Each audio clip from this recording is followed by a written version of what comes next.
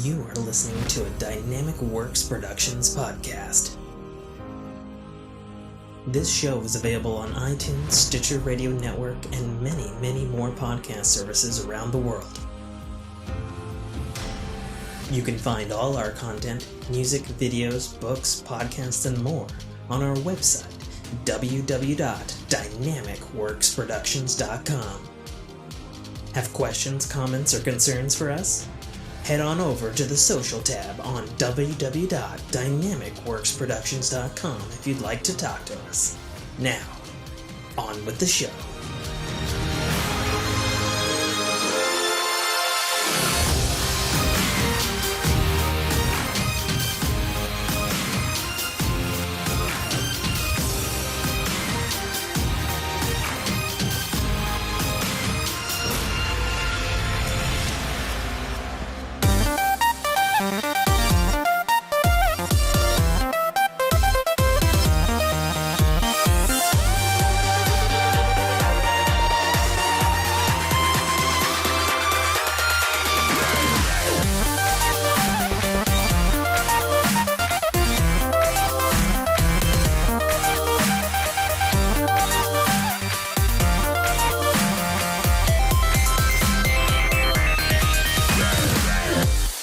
What's going on, everybody? Welcome back to another episode of the Fork in Your Ear podcast. I'm your host, as always, author, podcaster, gamer, occasionally frequent chill streamer, Tim, aka Trotter. Hi, Tim. And on my right, at least on my screen, is the one, the only, the daddiest of Nates. I don't know why I went with that. Felt wrong as soon as I said it. Yep. Mistakes were made. Nate Fu. Hi. I'm looking at my camera here and I'm like, man, I am looking grayer than normal. I don't know if it's the lighting or if this is just my ultimate demise. You know, I didn't want to say anything, but I too noticed it the last like 2 or 3 episodes. Right? You know, but you know, if you're to look underneath my earmuffs, there's more gray there. Mostly because of the stress, I'm sure. Yeah. That's what I'm going with. I think it's a little bit to do with the same. And yeah, I'm unfortunately, I've again got you by almost a decade. So. Yep. So when do you get your senior citizens discount at Denny's? 6 more years? 6 more years? Is it that early? 7. What's that? 7. I think it's 55. How early it is? Yeah. I could have swore they raised it because I remember my folks complaining about it not too long ago. Yeah. When it gets there, I'll let you know. I've already gotten my AARP cards. That's been happening for a few years already. Well, so do I. Yeah. But because they took the age off. I don't know if you knew this. Because that's how I get good deals on my cellular. Hey, I mean, if it's there, Not take a advantage joke. of it. Yeah. Yeah, hey, it's $10 off a month, and I get coupons. And, you know, doesn't cost me anything. It's a good deal. Yeah, it's not bad. It's not bad. Well, I think we should spin and go where the wheel that is embedded in metal on a ring takes us. I was about to say Wheel of Fortune, but I felt like, you know, the Pinkertons might come out and prevent me from doing it. Did you know that that's still a thing? I did not know that that was still a thing. Yeah. What the fuck? Yeah. Gosh, I guess we'll get into it. I remember to talk about it tonight. Huh. I mean, this is where it landed. Like, it is like smack dab.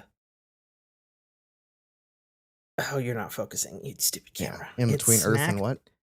It's literally right on the line between fire and earth. Okay, well, then let's... So that's life stories and what's the fucking... I don't know, I can never... And technology. Okay. What was the second one? Technology and Technology life it is. stories. Oh, okay. Don't want to do life stories. No, I Okay. flipped a coin. Oh, you coin flipped. Is Yeah. that what that was? Okay. Yes. Well, let's see, what do we got in technologies here? Not a ton, other than Microsoft acknowledging the Zune. Yeah. I actually just saw Guardians of the Galaxy 3, and Mhm. there's a lot of Zune in it. I'm not gonna lie. There is way more Zune in there, and specifically the non-HD, which was the end of the road for the Zune, Sure. which is what I have sitting in my drawer here. There's a Well, lot of Zune. the irony of them going from a Sony Walkman to a Microsoft Zune. Yeah, I don't know. That's James Gunn call. Yeah. But no, Let the console wars begin yet again. Yeah, there's literally, I guess, advertising for, I guess there's some kind of Zune website now, which doesn't make any sense because Zune doesn't exist. And there's obviously cross promotioning happening between Microsoft and Guardians of the Galaxy Vol.3. Sure. Because, they obviously had to probably supply technicians to keep relic Zunes functioning Could on you this set. imagine what if they were to repurpose the Zune brand as a music player / game streaming device? Like the Xbox Zune? Mm-hmm. I mean, yeah, I could see it, I Yeah, suppose. maybe. They're not gonna do it. I don't know. If You it know, does happen somewhere down the road, you can say I said it first. I feel like you probably said it last because I feel like I've heard that somewhere in some podcast or some article, like Okay. a decade ago. Okay. I'll be When the first person in this century to say. Okay, fair enough. You Fair know, enough. back the last time it was said, it was probably when the Zune was still somewhat relevant. Yeah. I guess the only other thing to talk about technology wise is Epic Games has lost its battle Again. again with Apple over the App Store rules. Although it comes with some caveats. Caveats? Mm-hmm.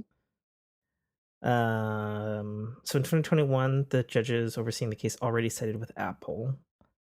Although they filed for appeal, saying that the judge and jury reached the wrong answer. Classic. But they lost in, where is it?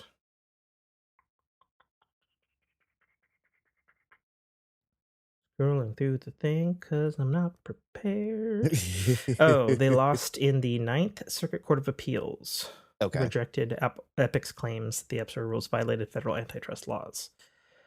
So that's another one in the book for that. This is such an odd point at this point because in the UK, Apple thoroughly lost this. Mm-hmm. And in fact, they are being legally forced to allow sideloading app stores starting in 2024, as well as USB-C. This is the same UK that UK. is saying that, cloud gaming has no competition, right? Yeah. Okay. Just That's making the sure same we're in one. the same country. That's the Yeah. same one. And don't forget, not a free alternative. Right. Because that's a thing. um Oh, UK people. I guess the only other tech thing that that I could say, it's a little bit into the video gaming territory, but I gotta say, most of my gaming time has been spent playing, replaying Zelda Breath of the Wild and Xenoblade Chronicles 3 DLC, and recently Honkai Star Rail. And in regards to the Switch, it's still remarkable to me that I'm playing, at least in Zelda's case, a launch title, and it still runs as well as it does and does as much as it does. Correct. And am not bothered at all that it's, it's not 4K 60. Right. It's like, man. Because, like, the Switch hardware itself was already, like, what, 4 years old? Something when like the that. Switch came out. Tegra processor? Yeah. It's a slightly customized Tegra processor. Sure. I think it was I might be wrong here because data is old since the last time I looked at this. I do believe it's a customized X1, which was in the first of the NVIDIA Shield devices. And I think the only difference was they had a couple more graphics whiz-bang things on the chip, and it had 4 gigs of RAM. Were the big changes. But yeah, I mean, for the most part, it was still a slightly modified bin of a mobile processor. Sure. Yeah. I mean, just to say the same thing of the other consoles, it's, very similar, other than, for a while there, what the Xbox was running on a slightly modified Intel Silicon. Oh, and the original one? Yeah. No, or it wasn't modified. Was it the third? Yeah, it wasn't even modified. It was just a straight up, yeah. No, it's just a straight up Pentium 3. Yeah. 3. Yeah. Mind you. Gosh. So again, I mean, even you look at that, what they were doing, what they were pulling out of a Pentium 3. That's true. The Xbox looked pretty dang good for Pentium 3. Again, we've said this before, and it's like when you can optimize for consistent hardware, when you know what you're getting. I actually feel like I need to fact check myself on that. Xbox Pentium 3 or 4? I'm going to fact check myself on that. It is a Pentium 3. Yeah. 32-bit, obviously. But yeah, it's the same thing. Apple benefits from having consistent parts. You can optimize your code for them. Game consoles they know what the parts are. Sure. So you can optimize. They've known for where you start getting into PC stuff, and you're trying to build a game or build an app for it. It's just like you have to accommodate for all the different permutations of hardware. Right, and you can only build so much of the API and then trust that the API is working, and trust that the drivers are right. It's a different animal, and a lot of times to get what you get out of a PC, it's literally you're just brute forcing it. Well, and I think to speak on that topic, to speak a little more on tech, again bringing up Honkai Star Rail, that is like the best looking phone game I have ever played. Hands down.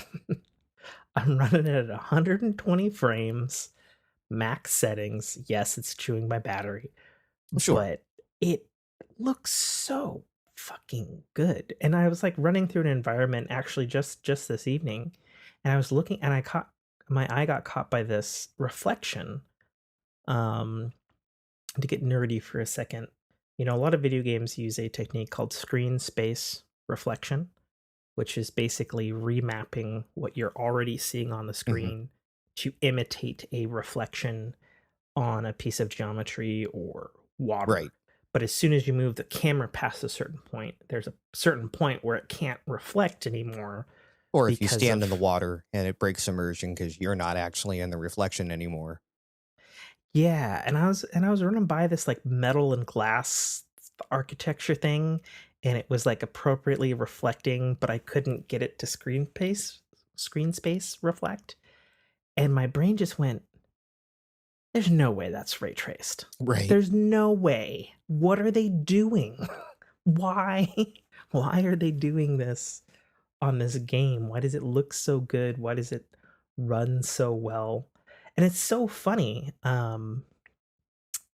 because the game loads in like half a second, and yes, my particular iPhone has NVMe SSD, but I bring that up because it's made by the same developer who does Genshin Impact. And you load another beautiful game, yeah. And it's beautiful, but it's got nothing on Star Rail. Like Star Rail is like, yeah, I think we could do more. it's like ridiculously more. But it like loads in half second, and to compare that directly to Genshin Impact, which is a beautiful looking game on mobile and console and PCs. But I load up Genshin Impact on the same device, and it takes like 5 fucking minutes Right. to get me into the game. Like, hands down, it's like, what? Why is this so much better? You know? So yeah, just a particular technical shout out to how fucking good that game looks. Like, just it's just a phenomenal looking game. All right, so do we divert to life, or do you want me to just spin again? Well, Redoing since life? we're already kind of in that realm, let's go ahead and just go right into video games with this, since we're, you know, Okay, you're just we've steering the teched ship, shall you? into, yeah. Okay, okay. All right, so you just want to go to video games, huh? Mm-hmm. All right. So, what do we got here? So yeah, continuing on the whole UK stuff and lawsuit stuff. I don't think Yes. I think this came out after our last episode, and that's the Yeah. UK regulator blocks Microsoft's $70 billion Activision Yes. acquisition. Yes. And I guess to clarify that block, it is blocked now, but I guess there's like a court thing in August that is also occurring. So it could be unblocked, I guess. I don't Right. know. They're negotiating the terms on why it's blocked and what sort of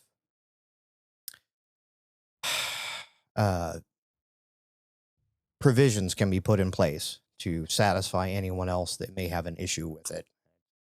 Again, the fact that the thing even came up circling around cloud technology was their reason for. Yeah. Super weird. Yeah. Super weird. Yeah, I guess Of all the things you could say, that was probably your weakest leg to stand on. Yeah, the UK said basically that, or I guess the UK, it was their equivalent of the FTC, I guess. Yeah. That if Microsoft were allowed to merge with Activision Blizzard, that it would stifle Innovation. cloud gaming competitors. Yeah. Innovation in the cloud space. And then they specifically cited that, you know, there needs to be a free alternative to Microsoft's xCloud.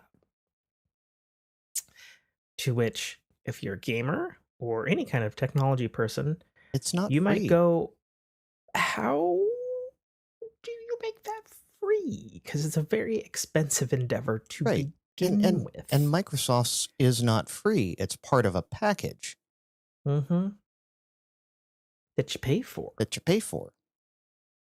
That's getting a price increase this year. Yeah, don't remind me. At least it's only $2. Yeah. It starts with $2. Oh, yes. Yeah. Oh, yes. Sure. See Netflix. Oh, God. Yeah, thanks. Thanks for that. Get less, pay more. And that's the wrong marketing.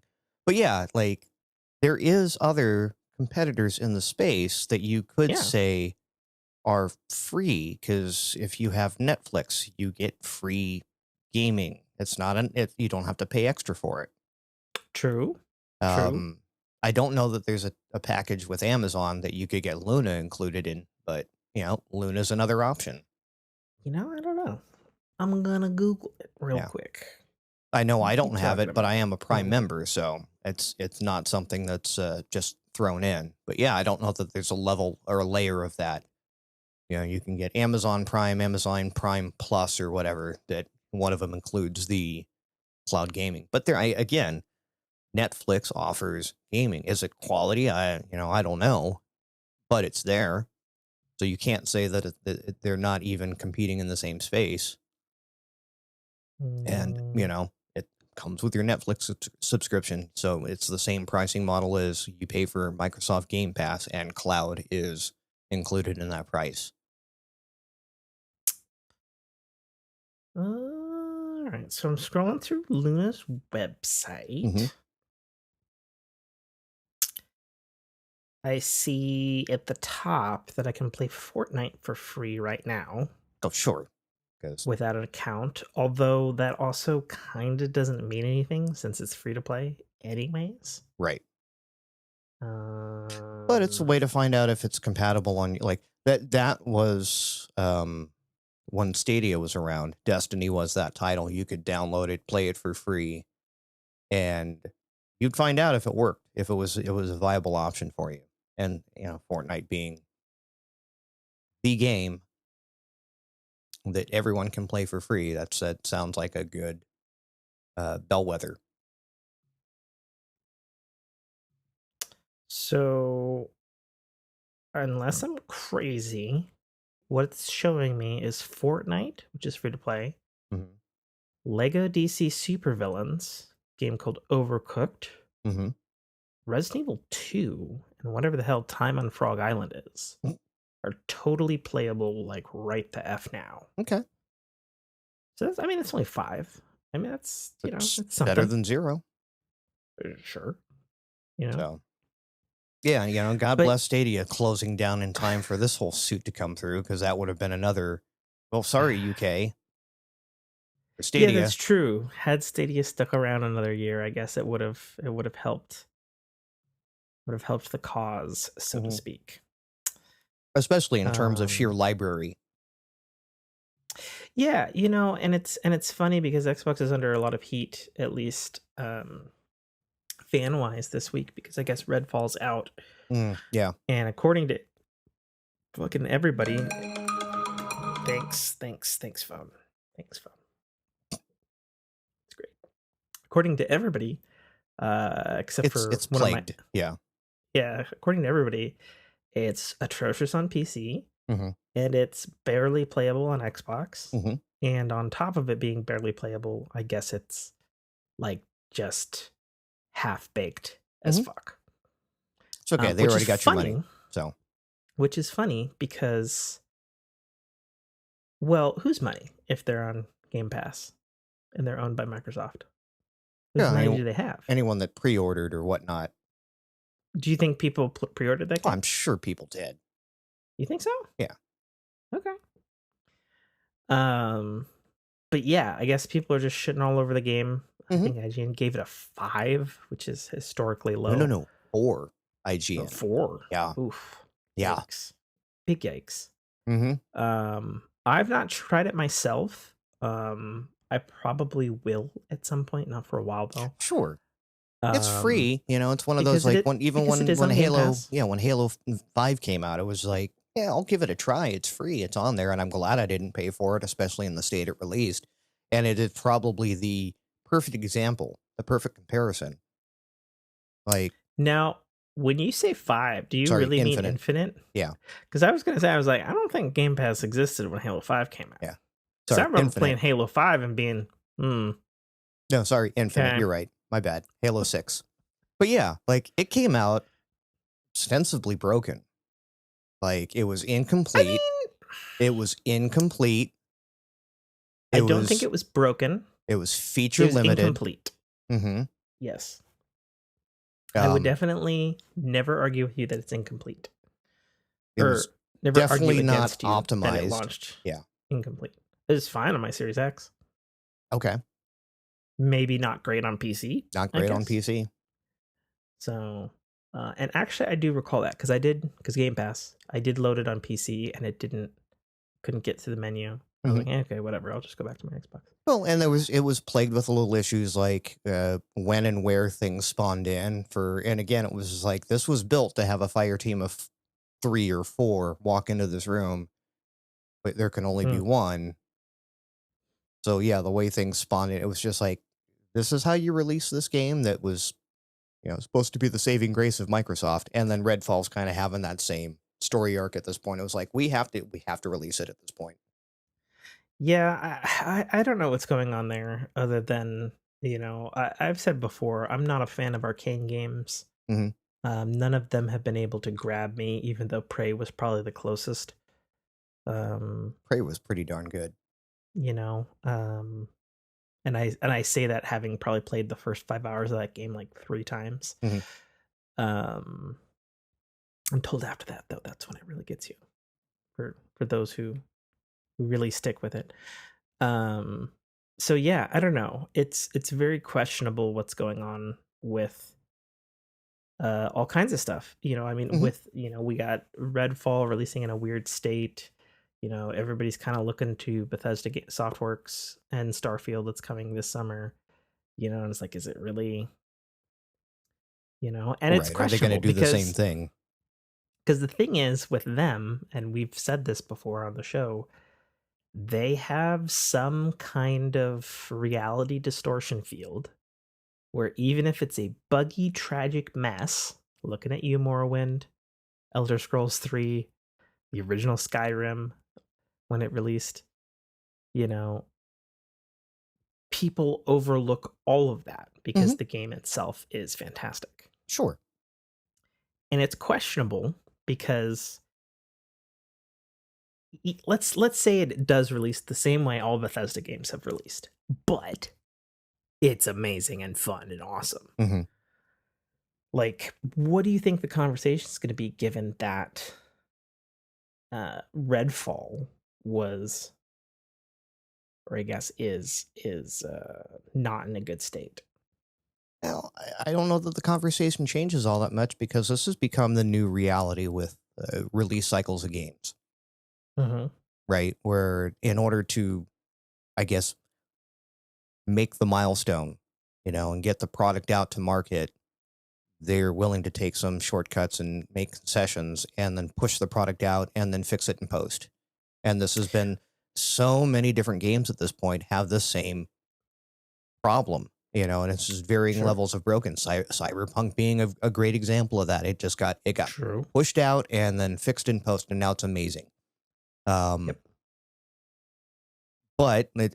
but they'll happily take your money up front, and as long as they can say the SKU is in the stores for Christmas of 2023. Well, and it's all over the map too. Jedi Mm-hmm. Survivor came out yesterday or a week ago, Something like one that. of Two the days two. ago, I think. Something like that. And by all accounts, if you have a console, rough but totally solid, good Mm-hmm. experience. But if you played it on PC, the CPUs are exploding. Right. Right. And again, there's literally zero excuse for someone to put out a game in this state where it's rough or so unoptimized that it is taxing even the most powerhouse Well, PCs. But you and wrote a contract with someone that says I will release X amount of games, and Jedi Survivor needs to come out by this date of this. Imagine if they push that sure. back a month, and now they're going to be competing with some other powerhouses. So they had to hit this time window. Yeah, I mean, it makes sense that they needed to be before Zelda, Mm-hmm. because obviously that's the big one, Mm-hmm. and it's out in approximately 7 days from now. Mm-hmm. Um, but nobody except Nintendo is immune from this launching in a broken state because lest Sony fans forget The Last of Us Part 1, which Mm-hmm. already was a remake, which already launched on PlayStation last September. Mm-hmm. So they had all this time to tweak it and get it right for PC, With a very and reputable studio that is known for getting PC ports right. actually it was done internally, is my understanding, Hmm. unless I'm wrong on I that. thought they went through Naughty Dog. Nick Naughty Dog is the main Last of Us studio. Okay. No, Iron Um, Giant Iron Galaxy? or Iron Galaxy, maybe. Iron Galaxy, I believe recently helped on the Metroid remaster. Hmm. I think It, they had their hand in this one in Last of Us as well. I think you can look that up for sure. I'm a fact checking Yep. today. Look at me go with Yeah. the typey types. Show prep. Yeah, right. We'll just fix it in post, guys. We already Oh, got you're your right. money. Iron Galaxy was was on the developer list for the game. Yeah, and Iron Galaxy is known for being pretty good with porting. Yeah, they're good. So they're very good until now, and now they've got this smart mark on their smudge on this record, and they'll probably turn around and get it right because again they've got the chops to do it. But yeah, and they were chosen because they did the Uncharted collection for PC, which makes sense. So they were already familiar with the internal tools or whatever of the game engine, because Uncharted is the same as Naughty Dog. Which when you look at that makes that almost further inexcusable that it released in that state. Well, and considering looking here, the pedigree, the history. Well, and I think of it this way too. Metroid Prime Remastered dropped out of nowhere earlier this year.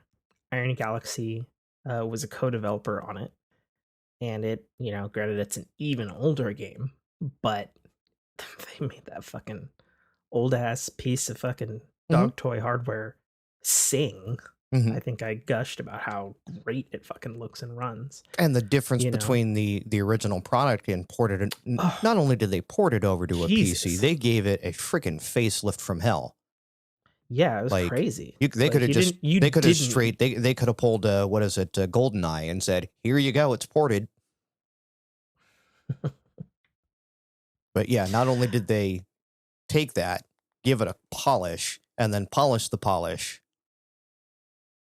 Yeah, it's pretty crazy. But again, Nintendo's had a bunch of games that have come out this year, and they come out, they're super polished, and they're not broken. They don't crash the Switch. Advance Wars finally came out. The remastered 1 and 2, Metroid Prime Remastered, and then of course next week we're gonna get Tears of the Kingdom, which by all accounts from people, because they had actually some hands-on preview a week ago, which was interesting that Nintendo even did that, although it was very controlled from what I was understanding. Much to Kotaku's dismay. Yeah. Right. Yeah, and it's just like, why is it that only, like, it seems like the only company you can actually trust to hit a minimum bar of quality now, let alone an excellent bar of quality, is Nintendo. Because clearly Microsoft's doing it. Sony has had some stumbles, at the very least in PC. Their PlayStation things have been a bit better, obviously. But again, like I always keep bringing this up. Horizon 2, fucking incredible game, but man, was it fucking broken at launch. Right. Like Assassin's Creed 2 levels of fucking falling through the floor, quests not working, fucking jaw lines glitching out into geometry. Like, I don't know what the fuck was going on in that game. Right. Yeah. Yeah, like the worst thing you can say about some of the Nintendo games is, oh look, we have some texture pop in. Yeah. I mean, that's about it. Yeah. It hits all the frame rates, it hits everything it's supposed to hit. It's funny going back through Breath of the Wild, because even though it's still a pretty dang good looking game and it runs very smoothly, it's so funny because I remember being enthralled with it, as a launch title and all that sort of stuff. But it's funny because I notice, because there is pop-in in that game, but I notice it more now than I did at the time. Sure. And I almost wonder if this is going to be sacrilegious to my own mouth, but it's coming out of it. Games like Sonic Frontiers, which has just the worst pop-in you've ever fucking seen. And other games that have some pretty significant pop-in, looking at you, Hogwarts Legacy, and other things like that poor pop-in across the board has made me more aware maybe of it than before. Right. And it could have been also, so many years ago. back when Breath of the Wild first came out, you're just like, I'm playing this in my hands. Yeah, there Right. was definitely a bit of like, damn, this is pretty amazing. And I think even back then, to get something like that, on my iPhone, but Mhm. like we weren't there yet. Right. Although obviously, So there I was look at I like, look at Honkai Star Rail and I'm like, oh yeah, we way eclipsed. right. We But yeah, so way something like some eclipsed pop it. and you're going, I'm still playing this in my hand.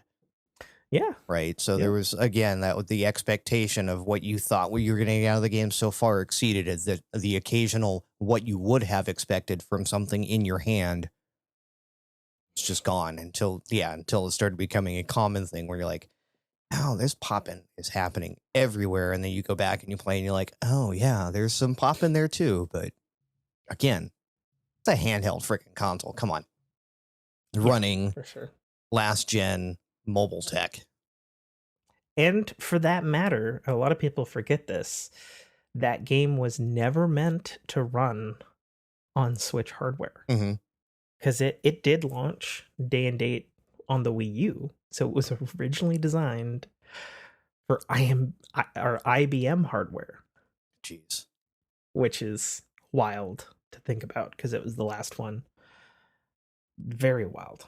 Um, so bit of news, I caught this buried. I found this on YouTube by accident. There was no press release, no nothing.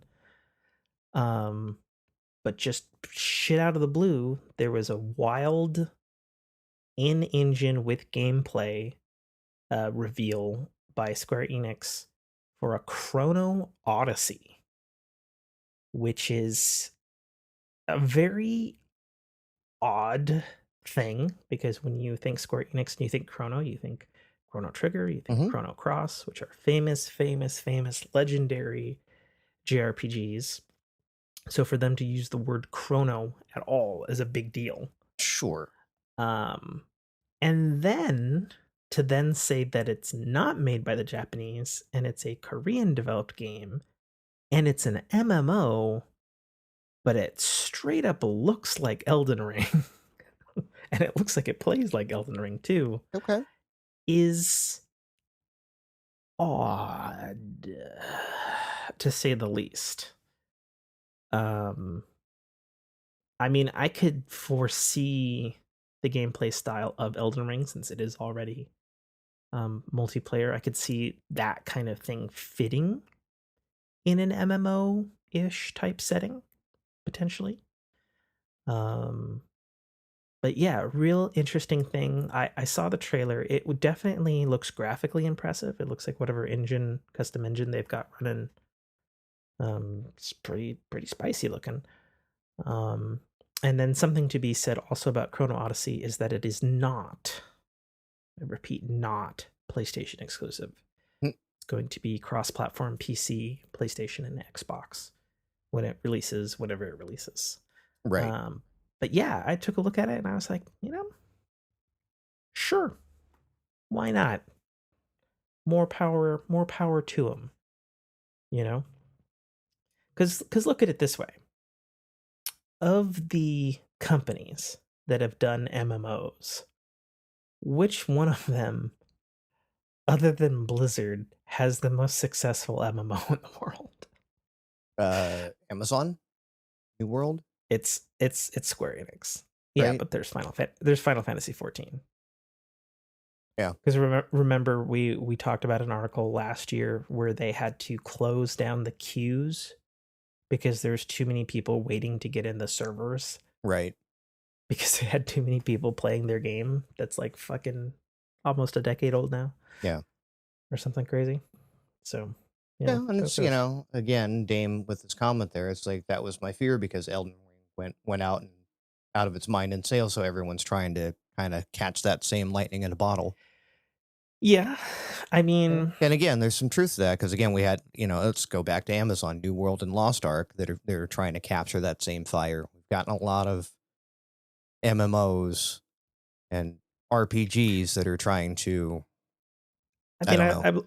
I look at it this way. After Zelda Breath of the Wild in Mhm. 2017, how many fucking open world games suddenly Could you climb everywhere with a stamina meter? Right. Sure. There was many of them. Mm-hmm. And to think that, there's been uh Dark Weapon Souls. stamina. I'm not going to be surprised if that becomes a major mechanic. Oh god, I hope not. I hope not either, but Hasn't yet, thankfully. Um but no, yeah, I'm sure there will be many, many more games to come that will be of the Soulsborne Elden Ring style, Mhm. for sure. Um and I think, again, the implementation of climbing with a stamina bar is a great way to offer more traversal, but sure. be able to limit someone getting OOB, or exploiting your map or exploiting any issues you might not Sure. have considered. Yeah, I mean, worked for Breath of the Wild, works for Genshin Impact, Mhm. and I don't quote me on this because I'm not played it. My understanding is I believe one of the newer Assassin's Creed also does that now too. Sure. I mean, you could climb things in Assassin's Creed. That was definitely one of its thing, but they just kind of went a more generic, okay, we're doing this now kind of route thing, is my Right. understanding. You can climb anything for the first 45 feet. So again, puts an Well, artificial Nate. ceiling on it, but gives you more free Yeah, reign, yeah. or the So illusion thereof. what have you been playing these last 2 weeks? Guardian Games has returned to Destiny, Okay, and it got its little hooks in me. interesting. I did one yesterday. One what? Whatever the hell the Guardian games are. Well, there's a few things because you have supremacy. I did the thing that wasn't fucking PvP. Okay, so that's your supremacy, your kill confirmed with the No, I did a strike yeah, thing. you did a strike. Now, what makes it's the standard strike playlist, but what makes it Guardian Games is when you queue in on that one, it gives you one of each class on your team every time. Oh, is it really? Uh-huh. So Oh, you I will didn't know always that. get a hunter, a warlock, and a titan, and then when you do the PvP, you will matchmake an entire team of your class. Oh, I didn't know that. Uh-huh. Interesting. So Hmm. it's been nice and different and fun playing on teams of 6 warlocks and getting our butts handed to us by basically both other classes because, warlocks. Fair enough. Yeah, my Fair my my enough. KD has dropped a half a point in the 3 days I've been playing it, and it's a good thing I don't care about my as they call it, the PvPness. Sure. But yeah, I mean it's been fun. I've been banking my medals. I've been I hit my platinum for the week. Okay. Right on. I actually am finally at the 1800 mark. I hit 1800 without artifact. Oh, nice. So Nice. I was coming in yesterday at 1818. with artifact, Uh, yeah, I don't know what I yeah, am without it. I think I'm 1813 with artifact. Okay. So Very nice. yeah, it's Very nice. finally nice to be in that club where I can honestly say, yeah, I can sign up for that dungeon or Mm, legendary or raid now. Because I yeah, think the I last time we raided, understand. I just scooted in under the wire, Yep. and it was evident at times. Yes. Yes, it was. Um, yeah, I did a clan raid yesterday. We did good old Vogue. Hmm. I saw you online. Oh, yeah. I didn't stream that one. Mm-mm. I could have. I think we started and I just kind of forgot to do it, and then we were through the first encounter. And I was like, eh. Yeah, I happened to be playing, and I was like, oh, I wonder who's online. I'm like, Tim, and I was like, I wonder if he. Oh no, he's raiding. Okay, he already got a group. Damn. Yeah, yeah. It's that new clan. Mhm. They're busy. They're busy. Met one of our new guys, I guess. Shout out to Metal Chef, who had some decent. We were doing one phase strats on the bosses on Vogue, Nice. which was interesting to do. Everybody was looking at me. They're like, "Well, why don't you have divinity?" And I'm like, because I'm I not going to be the fucking div bitch. don't. Yeah. Because I fucking don't. That's why. Still, no Vex Metaclass for me. Nope. Sad face. No div, no Vex for me either. Yeah, I think I got everything for the armor minus the bond, though. So that's, I guess, sure, something. Yeah, so I actually was watching. I don't have all the details. Maybe you read it or saw a video about the next season's changes they're Mhm. going to do to the classes. So I saw half of a video specifically on that, Yeah, they're specifically not for necessarily warlocks. changes. Like, there's not. I mean, there's There's a big couple of changes. some buffs, but they're yeah. I guess they're just going to start incorporating the verbs into supers and stuff like that, and then they're Yeah, pulling levers and knobs with Strand because I guess they to avoid having another stasis problem, they left Strand a little underwhelming out of the box. yeah. So I guess the biggest changes are you're going to be able to have, um, what's it, 3 aspects now, I believe. Two per slot. I thought we already have 2. What's the thing we have 2 of? Um, Maybe I'm confused. Again, I watched half of somebody else's video yeah, on it this morning. it's aspects And and fragments, and I forget which one we I have don't 2 know of. the But yeah, fucking difference. they're expanding. They're expanding how many of those you can have. We're getting more things to Mhm. put in to build craft And we're getting more the thing. things in general. Yeah, we're supposed to be getting 2 new aspects Mhm. of Strand. Roaming supers across the board are all getting buffs. Mhm. Both in how fast you move, how long they last, how much damage they output, and range of output as well. In PvE, yes. Yes, in PvE specifically. Mhm. It's almost like they're starting to do what I've been saying for years. What, decouple the two and actually start? Yeah, Fuck. What a concept. yeah. What a I fucking was concept. surprised when I actually saw my Stormtrance was actually getting touched, and I'm like, that's about damn time. Now, if they'd only touch it Yeah. in PvE, that'd be even better. I mean, you won't hear me disagreeing. As a previous, as my clan calls me, as previous tickle fingers lover. Mm-hmm. That was definitely one of my go-to things. Oh yeah, it's great for ad clearance, but it's it was horrible for boss DPS. And then again, when you were in PvP and you could get basically shot out of it before you got close enough to actually tickle someone. Yeah, and so they're buffing us now to what is it, like a 50% damage reduction now? Mm-hmm. Something, it's pretty crazy. Yeah. It's like, and then like 52% in some cases, I guess. So that'll be interesting. Mm-hmm. That'll be interesting. I did see that they were nerfing ever so slightly. I believe it's called Threat of Regeneration on um, the Strand build for Warlock, which is basically the god tier Right.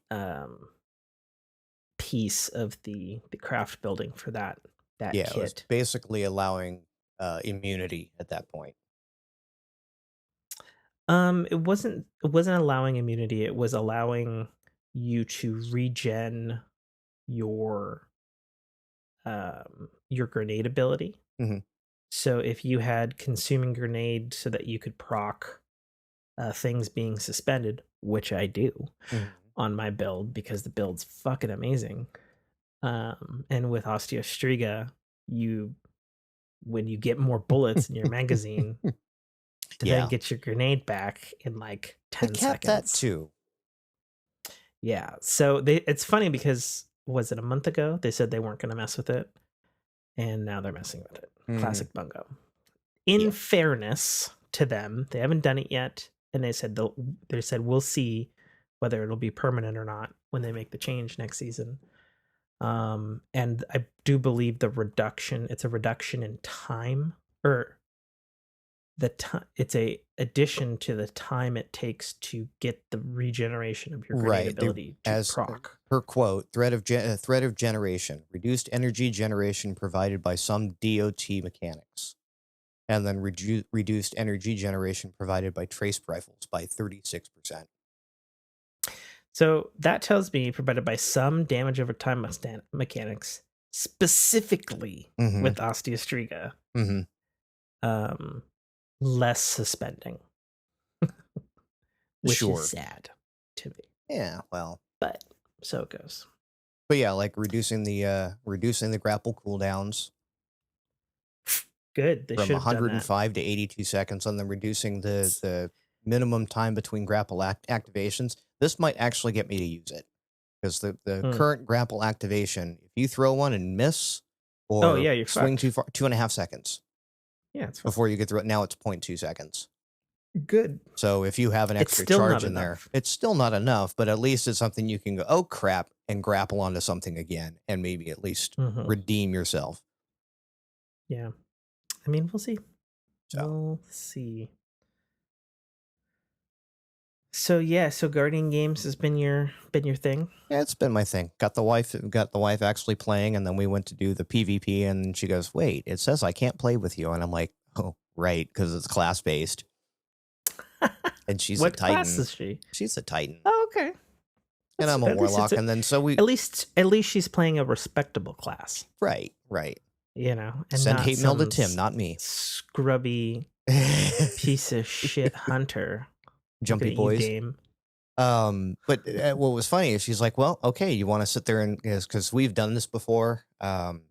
With I guess Rumble was the thing you had to do for bounties at one point, and so we're like, okay, well, let's just queue up, because you can only single queue. Let's queue up and see if we can match together, and we did it a few times, and it was good, nice. good fun shooting the wife in the face. But yeah. So we tried that again, and I'm just like, wow, you'd think we would match up at some point in time, and then I realized she's on a console, I'm on PC. She'll never matchmake with me. So. Yep, that's true. Yep, I was just like, true. Oh, yeah, we're never going to matchmake. And she goes, why? I'm like, you're on a console, and I'm not about to fire up the Xbox and update Destiny just to possibly shoot you in the face for 4 games. Yeah, the old, let's see, what would that have? Wi-Fi Direct, which they called... Oh, I'm hardwired on my Xbox. No, okay. Well, even then, you got to deal with a hard drive. Yeah. And probably an OS update at this point, because I think there's been 2 since the last time I turned it on. Since all the Xboxes get them. There's been at least 2 this year. Yeah. And I know I've turned it on at least sometime this year. I turned it on when Lightfall came out. What was that? January, February? Yeah. So that was the last time I turned on my Xbox, was to download Lightfall on it. Yes.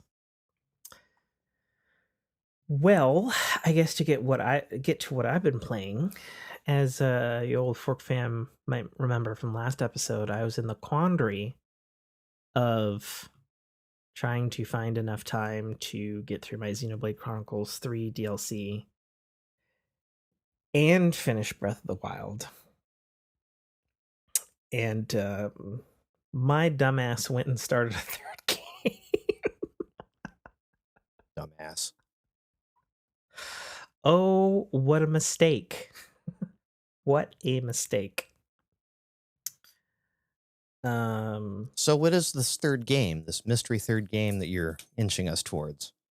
Yeah, so it's Honkai Star Rail. Okay. I talked about it a little bit, at least from a technical perspective. I had pre-ordered the game because it was a shiny sci-fi fantasy adventure with anime art style and characters and whatnot. And it's like, oh, these are all the boxes. And then on top of that... Installed. Oh, nice. And then launch it, and then there'll be more gigs to download. Of course.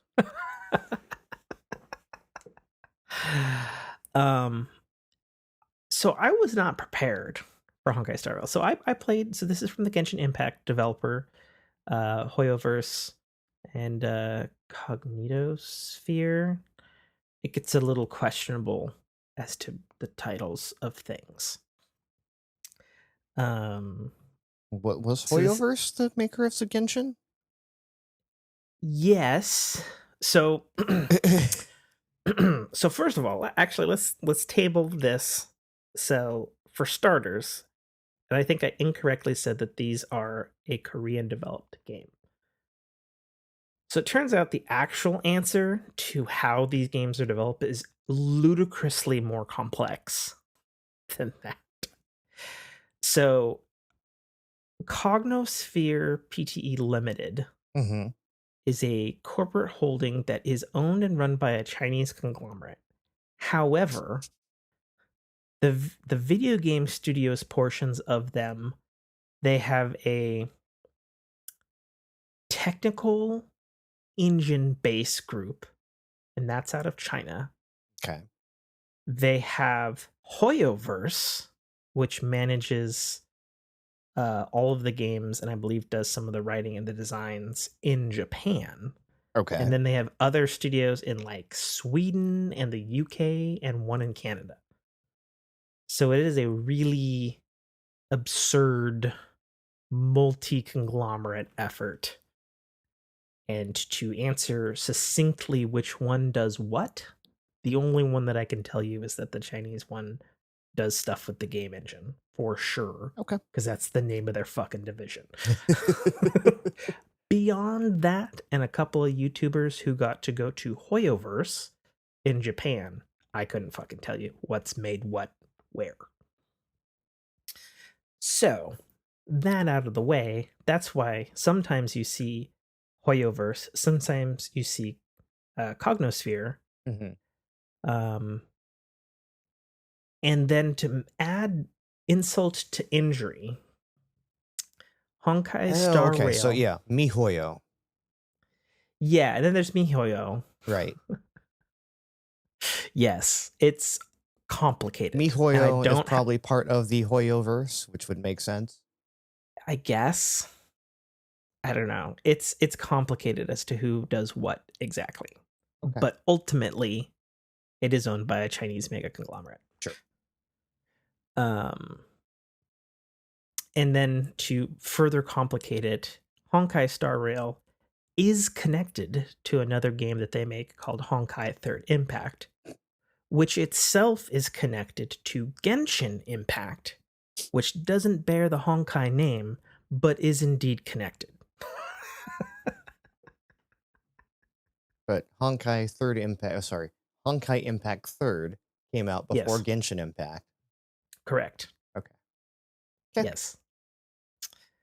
And if you want to know how they connect, the only thing I could say is multiverse shenanigans. Okay. Fair. And leave it at that. You don't need to know fuck all about any of the other games to get into Honkai Star Rail. So all I know is the opening screen is a train flying through space. Yeah. So as the name implies, there's a star rail. There's a fucking space train. And for my money, I'm actually going to compare it to Stargate. Okay. Specifically Stargate Universe, which had at its core plot device, they had a spaceship that had a mind of its own and would go to different planets, and then they would do shit on those different planets every week.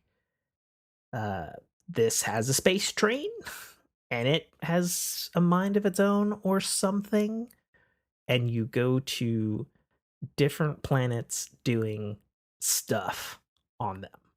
Okay. And it's fucking awesome. I'll say this. It takes about an hour or two to kind of get through the usual, like, here's downloads? How to play the game. Oh, okay. Well, that too. Yeah, I think it's about 9.5. It's about 9.8 gigs installed on my device. Yeah, I'm downloading the 7 gig post install patch now. Um, but yeah, it takes about an hour or two to get past that usual new game. Here's how to play the game.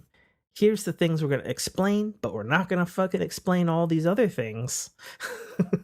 Gotcha. But man, once it gets going, like, man, the setup for it is There. so cool. Like, it sounds dumb on paper. All right, there's a fucking space train. It's kind of sentient, maybe. And It's you're an part anime of the based game, and you're telling me an ascension train in space is the weird part of it? no. Okay. I don't think this word right. The thing is, like, it's played pretty straight. Um, yeah.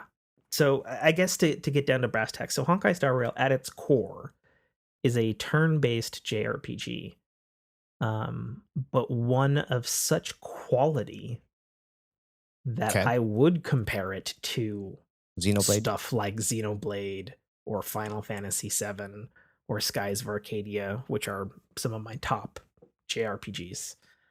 That's Um, pretty high praise coming from you.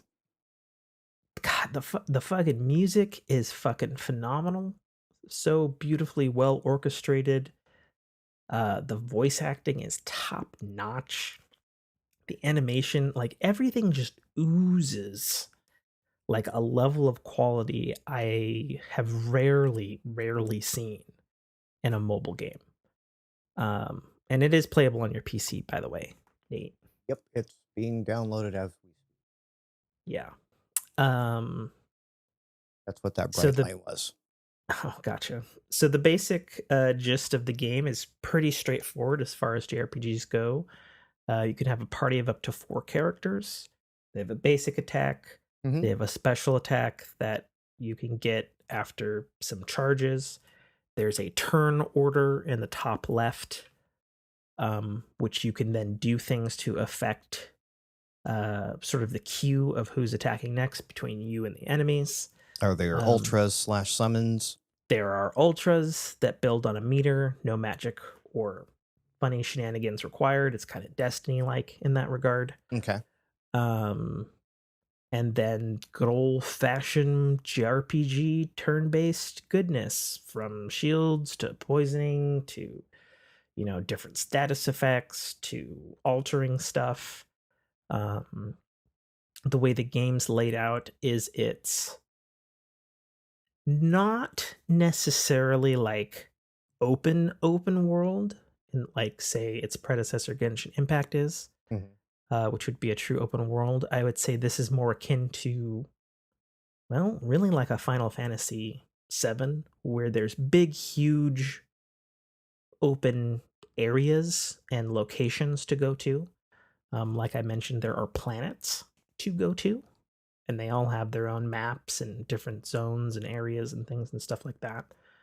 So you will see loading from time to time, but it's pretty free otherwise. Don't go into it expecting it to be open world like Genshin Impact. Go anywhere, climb anywhere, do whatever the fuck you want kind of thing. It is a much more curated, focused Which I prefer. Like experience. in my RPGs that I've played, when you start getting too open world and then it's like it's open world, so you have to go find everything. I kind of like my RPGs on rails.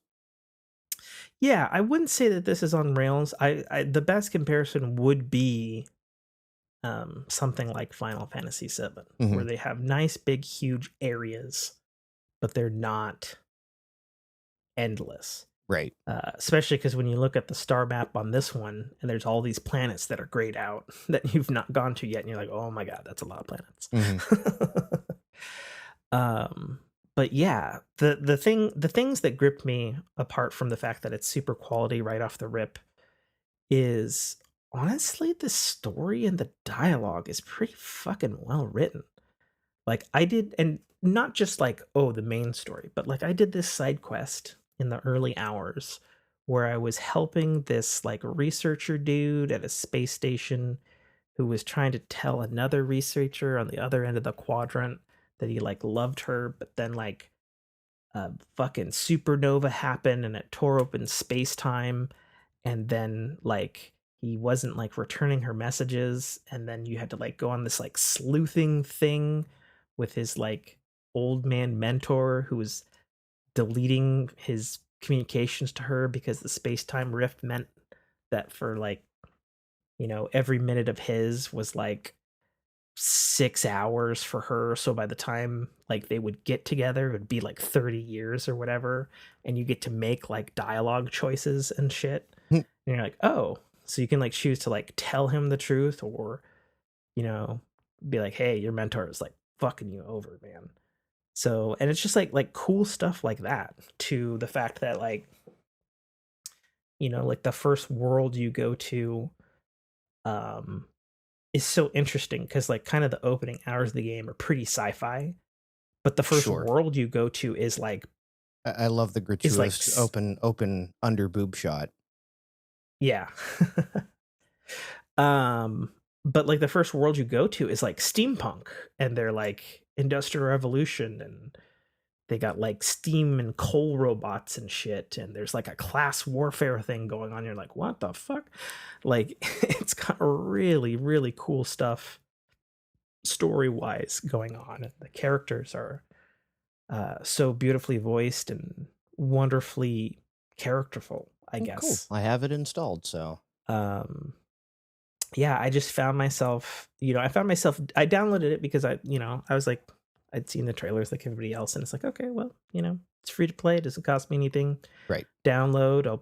I'll check it out while I'm taking a shit, and then 5 hours later, my Right. legs are dumb, and I'm like, okay, god damn it, this has legs. This has Yeah, and it's like everything I I'm tried looking playing for. Genshin for a while, and it was just like I didn't mind the slot machine pull mechanics, right? The gotcha mechanics. So it does have that, Sure, to and be I didn't clear. mind those because they To seem to be be fair, fair with them. I think they're even fairer in Star Rail. Hmm. Every 10, they use going with the Star Rail theme. They do boarding pass tickets. Hmm. So every 10 tickets, you're guaranteed to get a character. Right. Of which I think there's 25 out right now. But so far, I think the whole free to play aspect / gotcha aspect is way less, in my Sure. opinion, than Genshin Impact.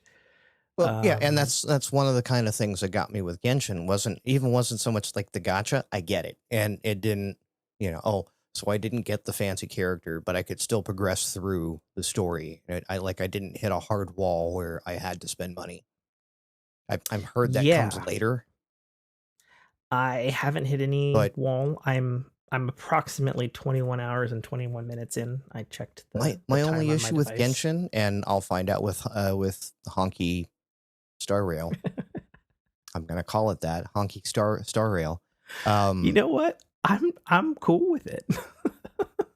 The because it was so open world and all of your Mhm. combat was in that open world style, made it Yeah, very difficult to be a phone game.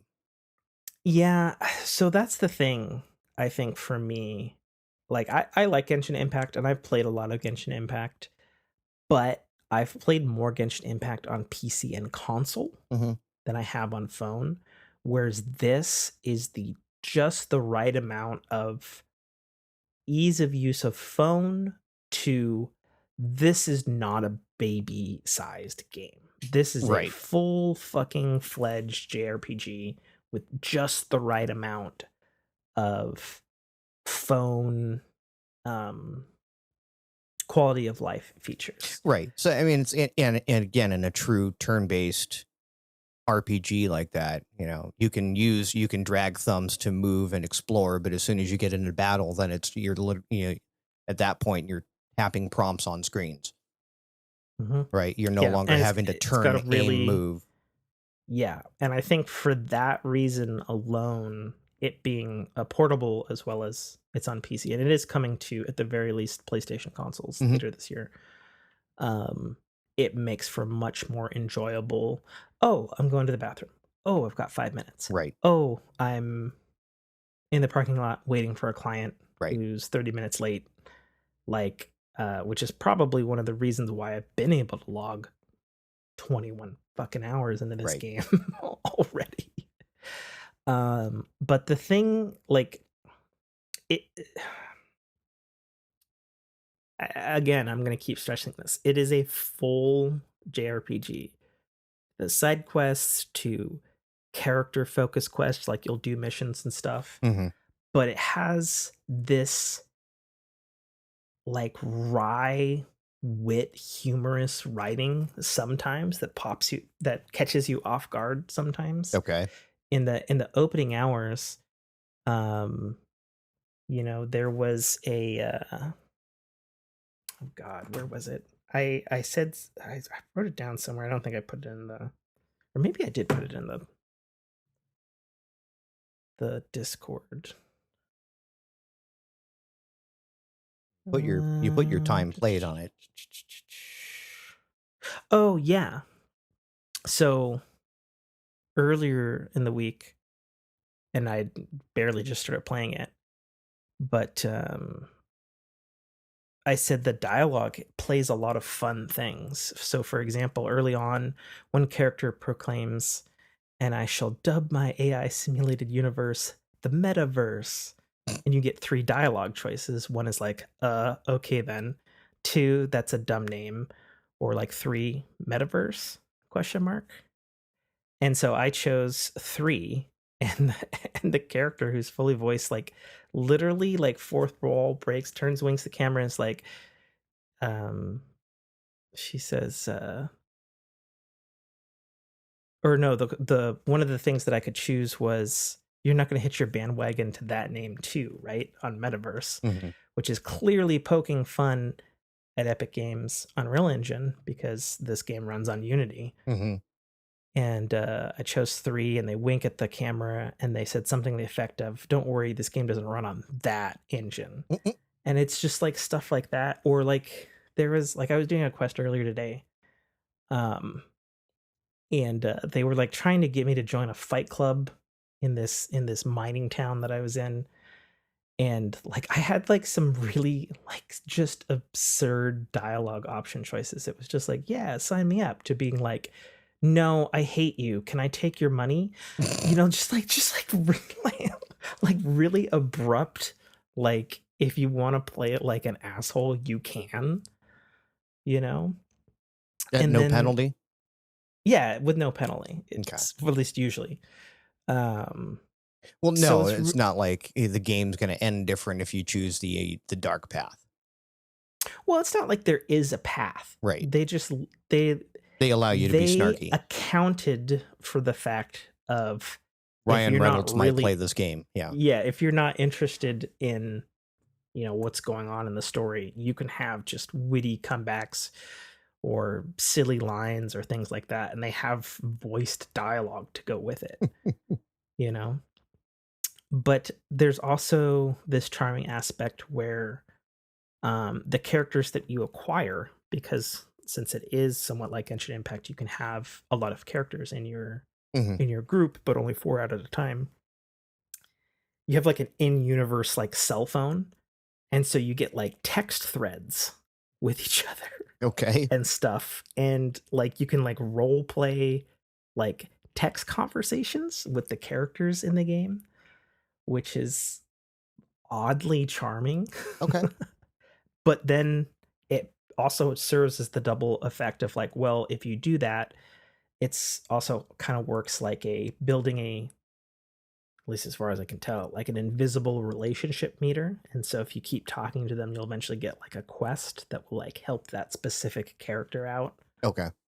from like a conversation. Like, there's like a character that was like really worried about a dog that they had gotten lost on a space station or some shit, and you go and find it and stuff like that. Sounds And charming. so it So, has all of this stuff. And then they also took it one step further, because, and this is where the replayability factor comes in. So they have this thing in the game called simulated universes. So the stuff that you've done already, like you clear an area or a planet or whatever, that then gets turned into this in-game, like, they're like analyzing different stuff because I guess something about it is how they can commune with the gods or some shit. I don't know. Okay. But that comes up as a gameplay thing where it turns the shit you've already done into roguelike dungeons. Okay. And they get like randomized, and you can get like, how far can you go before your party dies kind of thing. And Hmm. you get lucrative rewards and upgrade stuff and whatnot. And so you'll like do an encounter, and it's like, okay, 1 minute you're on this planet fighting these type of enemies that you're familiar with.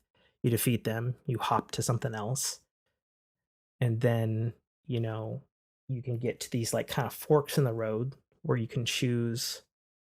Basically it's done in cards. You can get like a buff or debuff system, so it'll be something something simple, like at the start of next turn everybody gets a shield, but only for the percentage of damage that was done by them by the first enemy, or something like that. Gotcha. Okay. Or then you'll do something else and you'll get like a card that'll be like, okay, everybody has negative 20% health, but they have plus 35% attack. Right. And so you get this kind of like shuffle deck grind going that you can do from stuff that you've already done in a remixed, somewhat randomized fashion. Mm-hmm. So, for example, from like a mobile perspective, it's like, okay, well, I don't think I've got time to sit through like a really well thought out, well voiced cutscene, dialogue choices and stuff. Let me just grind a bit, Okay. or like it has a lot of things that scratches a lot of specific itches for me as a video game. And I think, like I said in the Discord, I've only been playing it a week, and Mm-hmm. only for 21 hours.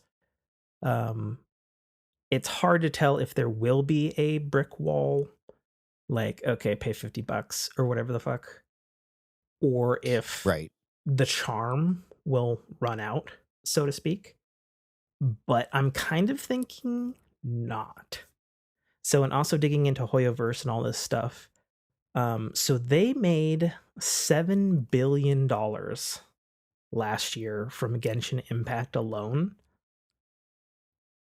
Yeah. And for my money, this game is better in almost in every conceivable way. So I think this one's going to be around for a while, guys. At the very least, for now, I'm totally enamored with it. So I've been playing a lot of that, which is funny because, again, it's juxtaposed from I did just clear the DLC in Zelda Breath of the Wild last night, so Mm-hmm. I'm on track to beat that. I'll wrap that up tomorrow, so I'm totally freshened up on Zelda. I'm only about 10 hours into into Xenoblade Chronicles 3 Future Redeemed. I I feel so bad as a fan because like Xenoblade is my shit, and I find myself playing Honkai Star Rail while I'm playing Xenoblade. What? That's the truth. How do you even Sorry. do that? Well, as you know, or at least you should know because I've talked about it enough. Xenoblade, you on the low level ads, you can automate your battles Oh, and be like, okay. oh, okay. It's like, okay, there's 30 enemies there. All right, auto. All right, Honkai. Honky time. Honky time. Woo woo. Chugga chugga chugga.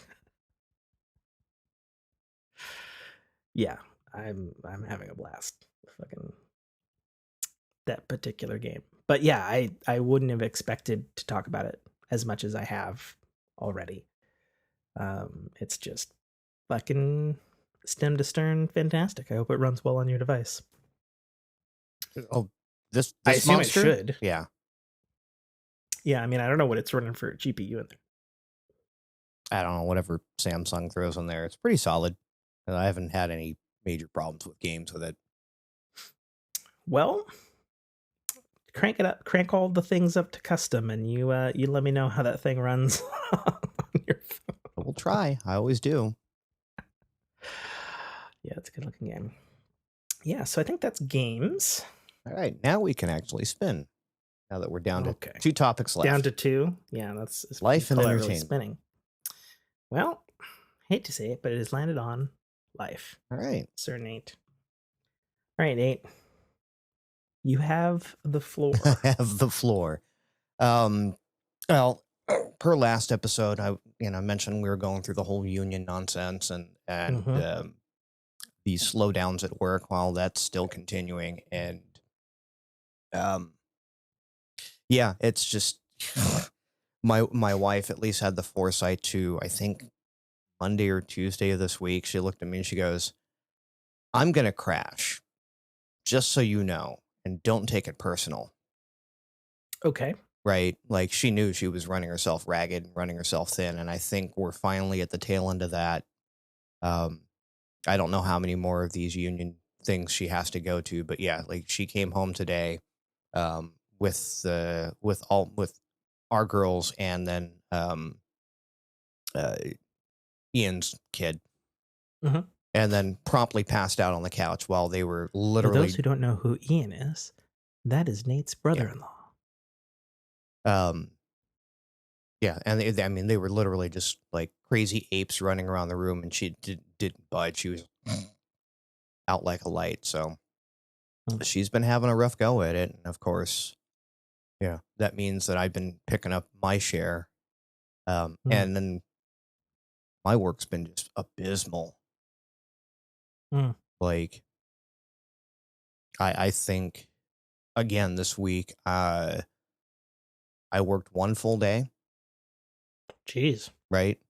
Because I was just like, I'm not going to sit around here with my thumb up my butt and do nothing all day. I can go home and, I've got plenty of vacation and sick hours. I'm just like, I'm just going to go home. I can crack open a beer and watch bad TV. Okay. But yeah, and we're looking at another 2 weeks minimum of this, because we're doing part of the reason we're having the issues we're having now is we're doing a wall-to-wall inventory. Okay. And part of the problem with us not getting product through is if it's not a complete order, it's not getting even moved out of the stock room, because they don't want to have a bunch of, what we used to do is we'd ticket a little IOU ticket on it. And we'd build the part up 90%, waiting for that last part. Okay. But the problem is in the computer system, it says all 100% of the parts is over in a different area now. So it really screwed up things like inventory counts. Okay. And since we just got bought out, they want a full and accurate count, and we didn't want anything to be like, well, it's over here because, we're missing the parts, and yeah, that opens up a whole new can of worms that we didn't need. But yeah, it's just been made for some absolutely boring times, which, honky time might be in my future, and it might at least keep me from burning my vacation hours. Fair enough. But yeah, and then, the recent news we heard today, my brother-in-law lost, he basically is getting let go at the end of this month. Oh, no. Yeah. And what was his, I guess what will soon be his prior employment? What project manager for a cybersecurity company. Oh, okay. So this wasn't in the budget, and they weren't doing a lot of subscription type sales. So it just, they basically phased out their immediate need for him, and it just like sucks, because you've been with that company for a couple of years, and I had a interest in signing on there, and that was something we had talked about when he first took the job, and it's like, again, they couldn't offer me the stability and employment that I needed, and it's a good thing I didn't, because this will be the second company I've worked with him on as a, as I like to call mercenary IT. Yeah, you have mentioned that on more than one occasion. Yeah. Which, like, again, I don't mind coming in mercenary, but yeah, if I'm going to sign on, there better be some contingencies and guarantees because I've got now 18 years of longevity at the company I'm at. It's not the best paying job in the world, but it pays well, Sure. right? Yeah. I could definitely be doing worse and not have benefits and not have a 401k. Sure. So yeah, it's going to take a strong offer sheet to get me to leave. Fair enough. So yeah, but yeah, it's just like I look at these slow times at work now and I'm just like, God, if I was only doing the thing over there with, with my brother, Mm. I'd be having a good old time right now. And then I get well, I'm fun employed as of at the end of the month. And it's like, well, kind of glad I didn't do that now. Yeah. Because Fair like enough. right now it's just a struggle. So, you understand. You manage a household. Do I though? Yeah, you do. Do I though? Manage a part of it. At the very least, a quarter of it. Yeah. But yeah, like again, you definitely understand the struggles with income when work dries up for one or the other. It's like belts have to get tightened and things have to get shifted around and priorities have to become priorities. And guess what? No more Disney Plus this month because Mm, every dollar counts. it's true. It's true. Oh. Every dollar does count, especially if things are strict. Mm-hmm. So as of this podcast, Jessica still has her job. Okay. How many write-ups is she on now? So here's the kicker. did the rules resolve the other ones? No. Okay. So she did her meeting. One got removed, but then the other two didn't, which put her below the fire line. But then she got another 2 shortly after that. Mm-hmm. And then she was all stressed out about it. So she then cashed in all of her vacation and sick time and all that sort of stuff. And I know she was applying to go back to her old gig. No. Or she was applying elsewhere. Okay. She took those interviews. None of them went anywhere. Where it sits right now is she's still employed, but in limbo, but in fear of losing her employment. If she is sacked, her game plan is to take the 18 months of unemployment and finish her school and then do whatever around here to...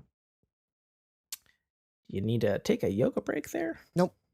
I heard a car start that sounded a lot like one of mine. Oh. Which would have been really bad considering everyone that has those car keys are inside the house at the moment. So. Do you have a garage or is it outside parking only? But yeah, we park outside. Our garage is used for storage. Fair enough. So the kicker on that is, so the last 2 days she's shown up to work and they've immediately sent her home because they have like 82 bodies and only enough work for like 6 people for the specific task that she's doing. That's dumb. Which I'm not going to go into because if anybody needs to hear that, you can listen to last week's episode where we talk about what my wife is presently doing at Amazon. So when she was about to go into work the other day, she said, because they have like an app that tells you everything, I guess. And on her app, she was notified that she got an additional 2 write-ups for Tuesday and Wednesday. When she wasn't even there? Which are the days that she is not on the clock. To which she went, aha! Something fuckery is going on. Yeah. You think? She was going to talk to a manager about it today, but this morning she only worked a handful of hours and then they sent her home and she didn't get to see any manager. So she's like, next time I see a manager, I'm going to be like, y'all know I ain't even here. Right. So what the fuck is this? And is this what's been going on? Like, Mhm. is this the thing that nobody wants to talk about or pull policy on? Because this is fucked. So right now she has that ammunition, which is good Mhm. for any potential other things on her thing, and if she needs to Right. go to HR again. And Or a lawyer at this point. she is hopefully going to bide her time until the 8th, Mhm. which is her next transfer window. So hopefully she can get the fuck out of the task that she's doing, transfer back to her old apartment, which she practically ran and excelled at, and never had any things ever. Right. Apart from this year, some personnel problems. Right. So, you know, she has her plan either which way right now. She's just pissed and tired because she just wants it to go one way or the other so it can be done with. You know, either Right. she gets transferred and she fucking goes back to doing stuff she actually liked doing, because she actually was very, very happy there prior to this. Or she's sacked and she can slide Move on. into, Yeah. Move on with the move next. on. Yeah. You know, while I admit if she was sacked, it would have some advantages from my standpoint, but I've told her this. I feel that it would add to my stresses, not help them. Sure. And so I'm hoping for the latter to occur. Mhm. Maybe there will be some resolution tomorrow, for all I know. Who knows? One can hope. Yeah. But yeah, at this point, I just hope that that gets resolved and she can carry on with her shit. Because I would very much like to, Be happy. she's a person who, Like. when she's not working, she's very unhappy. Mhm. And so while I don't necessarily poo-poo her plan, if the plan does go sideways and she's got to take her 18 months or whatever, I don't know how that would look emotionally, I Right. guess. Because having, I'm married to her and I've been with her for quite a while now, and the handful of times where it's only been like months or weeks where she was unemployed, those were not good. So I'm like, and you're telling me you want 18 months of that? Right. That's a year and a That doesn't half. sound good to me. Like, I get it from your school thing, and Right. it's all financially viable and all that sort of stuff, and you're entitled to that due to her time at Amazon, but I don't know. So What do you start getting overly scrutinized?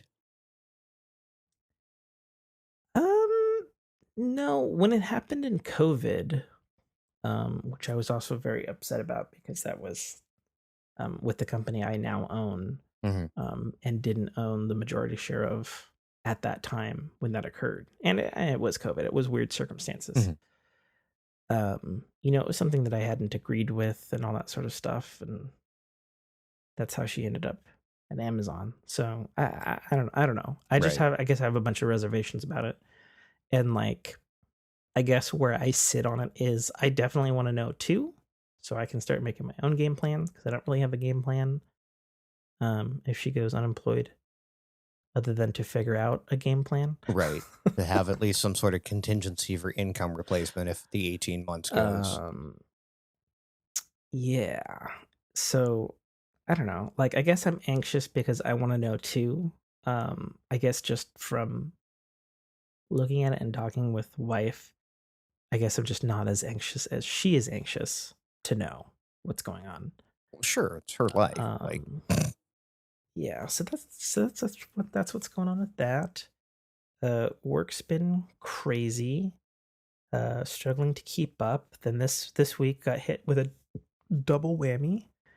Um, Brock had a physical, and results were not good. and he needed to get an operation, and his Oh, choice no. was the next day or 6 months from now. So he was like, fucking next day, please. Yeah. So that put him out of commission for half of the week. Hopefully he'll be back on Monday. My understanding is everything went fine. Everything's fine now. And then in the midst of that and trying to fly solo, I guess I decided to go and have a 24-hour fever How a dare couple of you? days ago. And yeah, it was sucked too, because it like our weather's been really schizophrenic Same. around here, Yeah. which is surprise, Washington, big deal. Right. But it's like we had April showers Mm-hmm. in May, Mm-hmm. and then it was 90, Mm-hmm. and then it was right back to April showers again. Yeah. We had 90 And on the weekend, raining by Tuesday and Wednesday, and then partially on Thursday, and now it's going to be yeah, another hot yeah. And Monday. so I was flying solo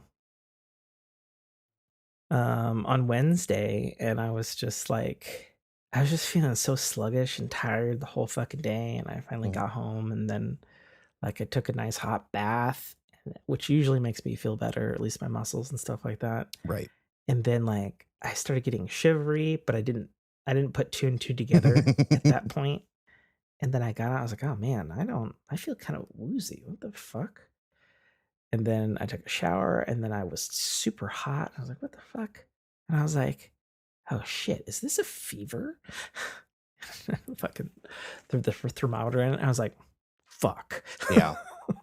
This is a fever. I was like, okay, well, I guess I'm fucking gonna go to bed, and we'll see in the morning, and probably Right. take the next day off. So I ended up taking an audible on a day, and was back to work on Friday. But I guess it just sucked, because it was like I was more upset about it than anything else, because it was just like I literally don't have the energy to work, and I Right. probably shouldn't be working anyway. And Brock's out. It's just me and him.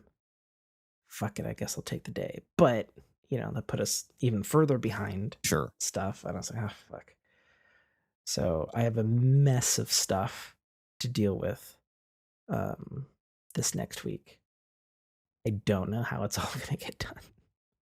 Slowly but surely, basically, is the answer. I guess, yeah, slow and steady wins the race on that one. Because I got like contracts that are signed, but I don't have them on the calendar yet. Like I got a bunch of shit going on. So I have that to look forward to Monday. But I think no matter how difficult and terrible the week's gonna be, I have that shining golden 3 triangles at the end of the week. the Triforce that will Yeah. at least distract your mind away from the fact that you're slowly dying inside. Yeah, I don't feel distracted about it. So I'm continually excited for it. Like I saw it pre-download yesterday, and so I've got the little icon on the Switch that it won't let me play, because it's like, I'm going to check the internet to make sure you can play this. It's like, could you just not?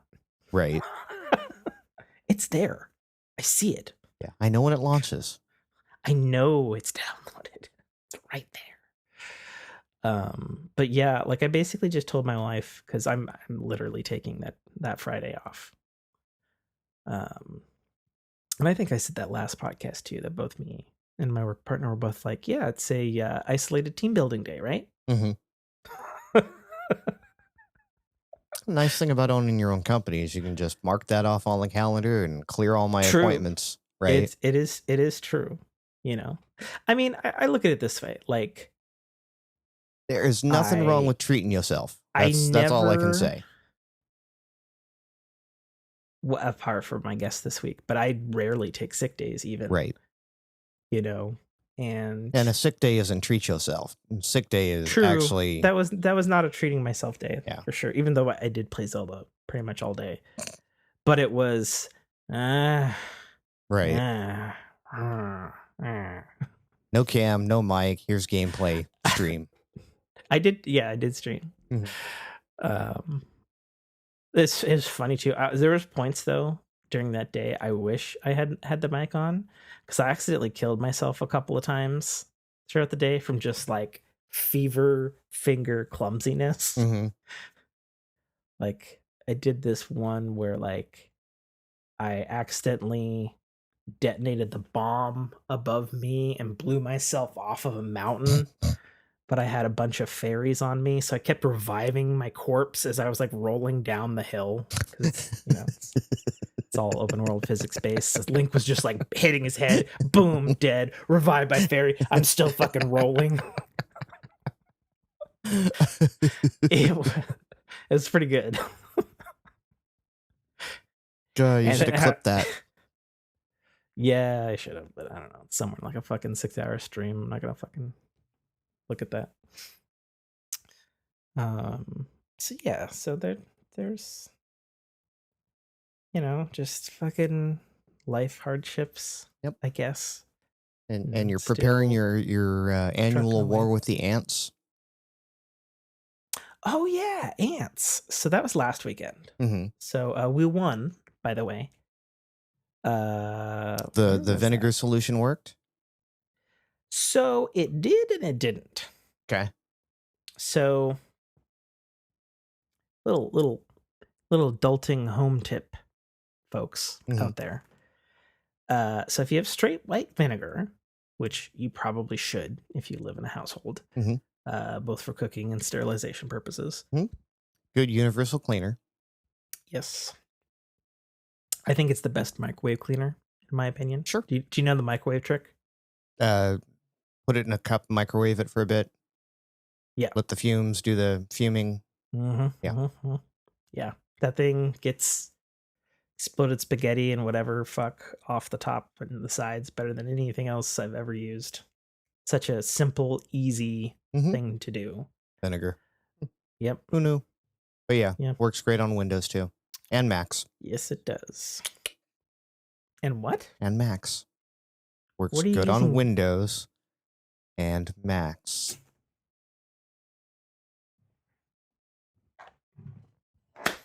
As he throws his hands in the air.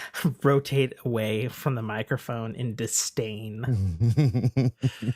That's the self-audio description commentary of that particular moment. But yes, okay, ants. But yeah, so it actually started last Saturday. Me and Jessica were actually we're about to watch a movie. And she'd come home from work, and then she's like, what the fuck is this on the floor? Because she walks around barefoot like a crazy person. And then I was like, I don't know, it looks kind of swarming. And then I turned some more lights on, and I was like, oh, there is a legion of sugar ants crawling around our floor and going through the little grout tile crevices as a little ant highway. Yep. To my garbage can and my I've got a door that goes out to a patio and my recycle bin. Right. I was like, that where the sugary, sticky, sweet stuff is. Yes. And she was just like, so what do we do? And I was like, I don't know, to be honest. So our Saturday night solution was to vacuum them up. Okay. Which, well, that does take them out of their path. Yeah. Yeah. So that worked for that particular evening. Then the following morning, I noticed they were back. Because you have to get rid of their pheromone trail. And I was like, oh, well, that didn't work as well as I hoped. Or there's just that many of them, or both. So then I Googled a straight white vinegar. If you put it in a straight bottle, something about the chemical composition of how that's fermented to make the white vinegar, I guess corrodes their exoskeleton. Okay. So they die horribly, apparently.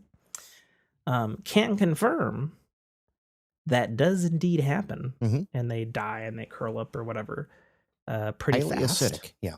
Yes. So I did that in the morning and killed the lot of them.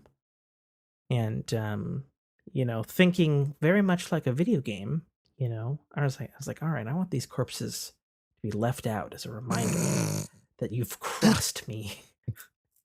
So I Come left their see your corpses. fallen brothers. Yeah, so I left the corpses out the field, so to speak. You should have put up a little sign that says "Abandon all hope ye who enter here." I thought about it. Then I came back around lunchtime and noticed that there was less of them, but now they were just going around all the little puddles and spray pockets that I had hit. And I was like, God damn it. So then I did that about 6 or 7 more times throughout my Sunday. Still came back. By Monday, they were in full force, and Jessica was just like, all right, I'm getting fucking floor cleaning supplies, and I'm getting fucking raid. And I was like, okay, but honey, if we're going the raid route, please fucking make sure that it's the indoor one, so you don't kill us too. Right. Please. And she did. And 2 raids credit. I haven't been back all week. So, ants. Keep your fucking garbage cans and your floors clean, ladies and gentlemen. Do not give the ants a reason. They will find a way into your refrigerator if they can. Oh God, yes. I've had that happen. Oh yes. I used to get my yearly ant attacks when I lived. I've seen that north. Yeah. Folks, we had an old fridge and it had a little rubber gasketing. It gets fucking shitty and falls off. Yeah, had a brand new fridge. They didn't give a crap. Oh really? Yeah. Wow. That's crazy. So it goes. Yep. Okay, so ants. Yeah, I guess that was it. Yep. That was ants. Well, alrighty then. I guess final topic here. I've obviously seen some things, and I've posted about a couple of things.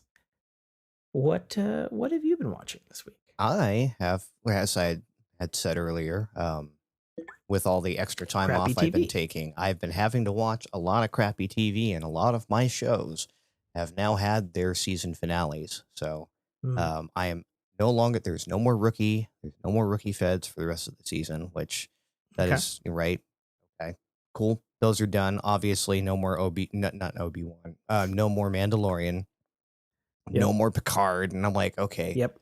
What can I get into? What have people been recommending? So I binge watched Beef. So I got mixed from friends that watched it. Some people said don't watch it. Some people said it's worth a watch. And other people were like, I watched it, but I wouldn't recommend you to watch it. Okay. So how was Beef? I would watch it. It's worth a watch. I will say that. Okay.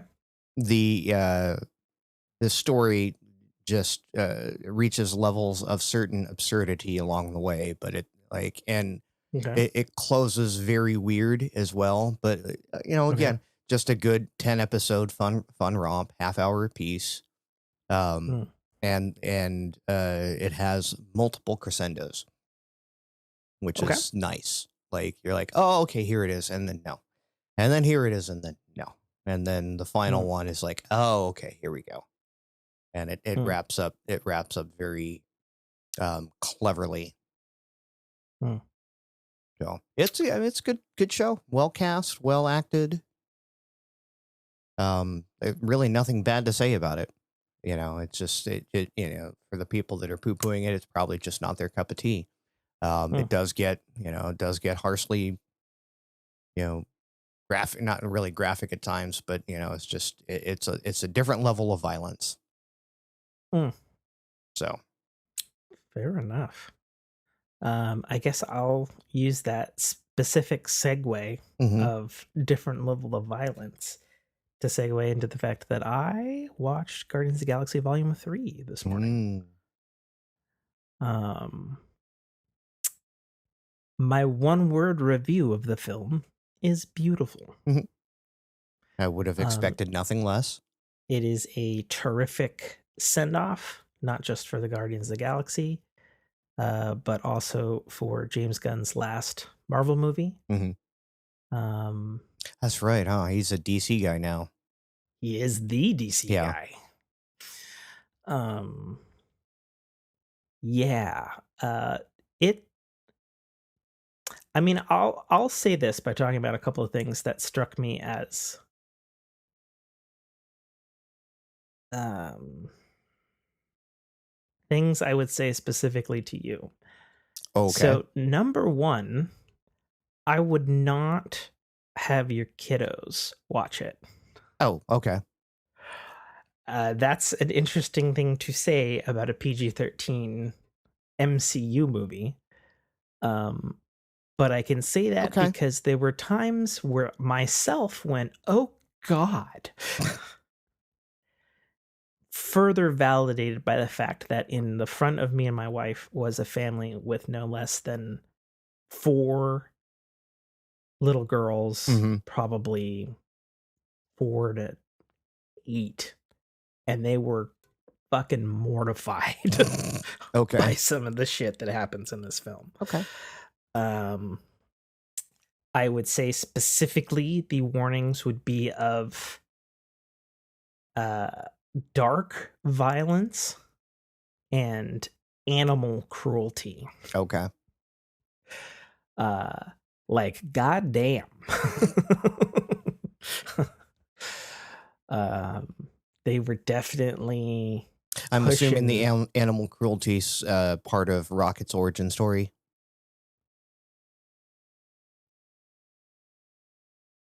Sure. Okay. Sure is what I'll say to that. Okay. Um, without giving anything away. Yeah. But yeah, it's I was like, oh my God. Like part of me was like, I know this is a movie. I know it's PG-13. And I also know that these fucking things are mostly CGI. Right. But But even still, yeah. I was But like one of the little girls screamed out like, "Mommy, make it stop." And oh, I was like, fuck, these kids, they should not have taken them to see this right. movie. um it also has the first ever MCU F-bomb Hmm. in the film, Okay. which is interesting because famously the first F-bomb was supposed to be at the end of Endgame, um, with Tony Stark's snap, but then they changed it in the last 3 minutes in post to arguably a better line, in my opinion. Okay. It was originally supposed to be, instead of "I am Iron Man," it was supposed to be "Fuck you, Thanos." Right. Snap was the original line, and they've said very publicly that that's what it was. Mm-hmm. Um, and it's so funny because like they get the one and only F-bomb that you're allowed in a PG-13 movie. Right. Um, and this is the first time that Disney's allowed it. And it's funny because the actual situation that it comes up in is funny. I'm not going to spoil it. Yeah. But it comes up in such a like unassuming, like you would never, it's not a climax epic, like fight moment Right. at all. Like someone stubs their toe, kind of like that's where you use the F-bomb kind of thing. Something Yeah. like that. It definitely made the scene funnier, I think, for sure. But I think the only thing that I would diss about this movie, um, which is really more of a comic book thing, is the new character Adam Warlock, Mm-hmm. um, who's the golden Superman like boy Sure. Yeah. who's been seen in the trailers. He's a little underutilized and not as much screen time as I would have liked.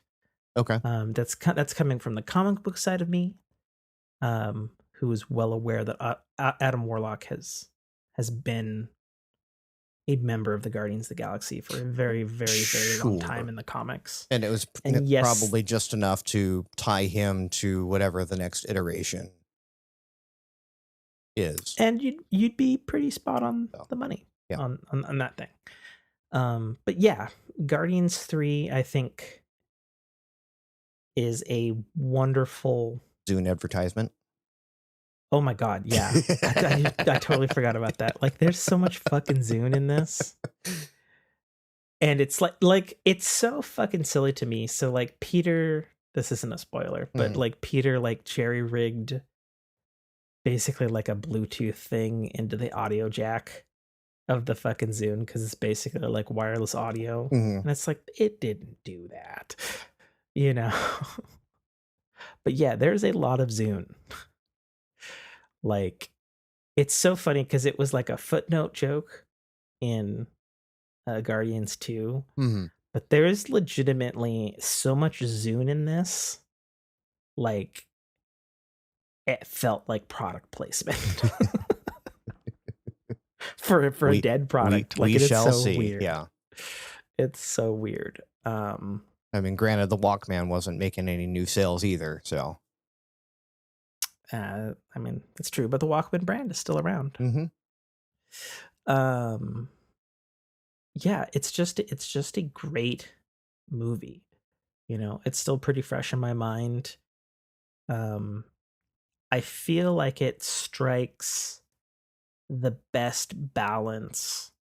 You know, I think a lot of people prefer Guardians 1 over Guardians 2. I feel like I'd Guardians agree. 2 Yeah. I feel like Guardians 2 has gotten better with time Mhm. and acceptance. Um, but it strikes the balance between what the original was and the more grandiose scope of Sure. 2, and it strikes that well. Um, I would say though, if you didn't see um Endgame and Infinity War and Thor Love and Thunder and then the Guardians Christmas special, when it starts off you may find yourself confused. Okay. Because those very much fucking occurred. Thankfully, I have seen um all of those at this point. yeah, the Christmas special specifically, Mm. with them stealing Kevin Bacon, Mhm. um definitely plays into Such the opening absurdity. of the film. Yeah. Oh yeah, that is referenced for sure. But yeah, no, it's just without giving stuff away, the bad guy is fantastic. Okay. Um, for those who don't know, it's the High Evolutionary. Comic book people know all about him, as well as anybody who watched the 90s cartoon Spider-Man Unlimited. He's the main villain at that. Um, this is a different, more human take on him, as comes to be the case with many of the Marvel Cinematic Universe films. Sure. Um, and I think Easier to it cast also instead of it CGIing. well, yeah. I mean, typically he's kind of like a more robotic Mhm. entity in the comics and the cartoons, and he's obviously got a human face, literally, in this one. Mhm. Um, and then, of course, obviously, a lot of people have attention on the fact that they have really great licensed music. I think this is another exceptional use, although the mix of new and old in this one is particularly great. And I believe there's a couple of acoustic covers of songs that are very familiar songs, but were done specifically for this film. Okay. Um, Kind of that Westworld thing where is that song on the piano a, playing li- what I think it a little is? bit, Yeah. a little bit like that. Like for example, there's um, the song "Creep," Mhm. which they have a lovely acoustic version. Obviously, they take out the fuck words Right. in the original version of Creep. But yeah, no, there's some good stuff. I think the thing that I guess best sums it up is it does the problems of a family or a group of individuals that love each other's Mhm. like very well. Like it's like, oh yeah, everybody kind of has, these characters in their family and like what family means and like what friendship means and all that sort of stuff. And it definitely So ties it in a they out ties Fast it and in the a bow. Furious, Fast and the Furious. I've only seen, I've said this before, I've only seen the first 3 films. I don't know nothing about family, that fucking thing. Though, now that you mention it, since that is a Vin Diesel thing. Yes. And Vin Diesel is in this. Oh, yes. And let's just say Groot has a bit more to say in this one. Okay. And we'll leave it at that. So I watched that. It's lovely. I would put it in probably the higher echelon of MCU films. Cool. I also watched earlier this week, mostly because I kept hearing everywhere on the fucking internet, and it has an absurd 93% on Rotten Tomatoes. I watched on Peacock, DreamWorks, Puss in Boots, The Last Wish. I don't think it's a 93% Rotten Tomato. Like, I wasn't like blown the fuck away by it. Sure. But it is incredibly well made. Like, not just because it's a CGI film and obviously they spend a lot of time on it, but it has a lot of adult humor, perhaps more so than the next thing. And it's funny because I kind of remember that being the case about the Shrek films. Yes. Back in the day. Yeah, that's what made the whole Shrek verse kind of very family friendly, is because adults could go and watch the movies and still kind of chuckle at stuff, and kids are just entertained by Donkey and Ogre and Puss, right? Yeah. And as I recall, the original Puss in Boots movie was not good. I remember it was all right. I remember watching it in theaters and being like, oh, it wasn't very good at all. Yeah. Like, I didn't like that. That wasn't great. So to do a sequel to that all this time later, fucking weird. Right. I guess. But yeah, if you have it, or you want to rent it or check it out, or watch it on Peacock, Puss in Boots: The Last Wish is a really good film. It's very solid. It's well thought out. It's interesting. I think, as I said, it is not in the CGI art style that you are familiar with from Shrek and Puss in Boots. Right. It's in this kind of... It's the funny thing, you say that when you look at Shrek's evolution of animation over its course of films. Sure. But no, that has a stylized look, down to the point where they also have like specific stylizations during the action sequences versus the characters are talking to one another. I would compare it to kind of Into the Spider-Verse type animation, because obviously all the animated studios are doing that now, because they're like, hey, everybody likes this and it's CGI, but it looks kind of 2D, but it's not, but it is. I personally don't. People like it. Yeah. So I would say it's like a light version of that. Okay. Like a little more bokeh lens Z than the other. But yeah, there are a lot of adult jokes. Okay. In this. And then there's an entire sequence that has so many adult jokes that they even bleep them out in their own movie. Which was fucking hilarious. Okay.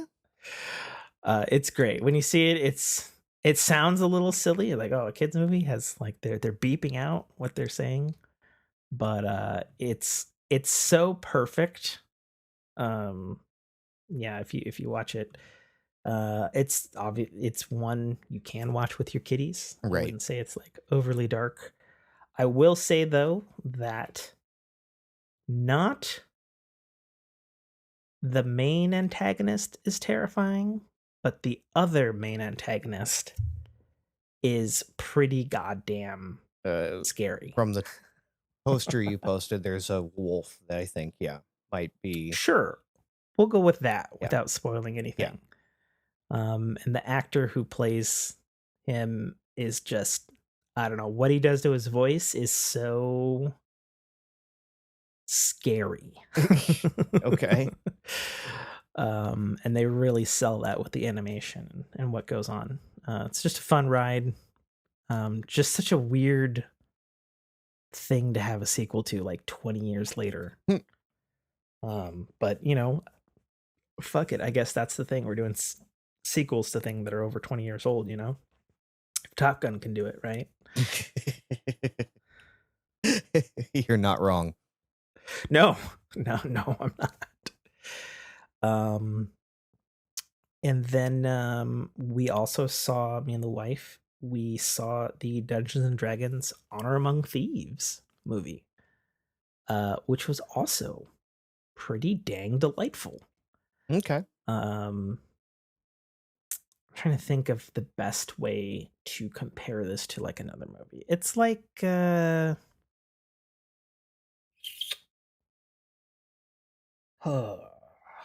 mean, it's definitely better than the Dungeons and Dragons movie from the 90s, which was bad. Yeah. Um That's an understatement. It takes itself seriously as a film. It is a more leaning towards the comedic side film, but it's not a parody. Okay.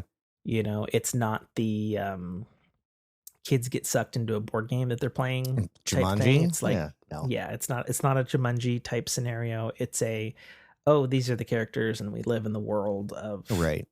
Whatever the fuck the land's called in Dungeons and Dragons, and right. all these things. Lord of the Rings land. Yeah. Yeah. I would say at its core, it's probably a heist movie. Okay. It's probably the core of the thing, since there's a lot of thieving, there's a lot of breaking in, there's a lot of plans. They definitely they don't do too many like on the nose, like, oh hey, this is a direct Dungeons and Dragons like reference right to the game. I would say the references that they do use are subtle. Like there's a couple of camera shots where you're like looking overhead and you're like kind of seeing like a layout, and it's like, right. okay, I but see. No one's rolling for initiative. No. Right. There's no rolling for initiative. There's none of that. There's one line I think that is like the most on the nose thing, and it's something to the effect of like, well, if I tie a rope to my grapple hook, I could probably get up to the top of that thing, which is a literal scenario that I have seen in an actual D&D game that I ran with my friends. It was actually Jessica and her friend. They got stuck down in a thing and they couldn't fucking roll their way out because they had shit for fucking strength. And then they rolled successfully to tie a rope to a grapple hook and grapple themselves out. So when it came up in the film, I was like, wow. Wow. Right. The cast is great. The D&D absurdities that you can do, but no references to dice rolls and shit. So no dice whatsoever. Good. Just funky characters that are all not particularly good at their roles. Like not really a good thief, not really a good magician, not like really any of these things that you can be in the game. I know there's more reference than that. Like I know the lore of the world is pretty spot on. Sure. But it was a fun movie. Like it was one of those movies where at the end I was like, I'm very satisfied. And then I think about it, I was like, were there any plot holes? And then like I think for a minute, I was like, I don't think so. Sure. There probably is, but I don't. But the fact that they don't slap you in the face like a fish, right?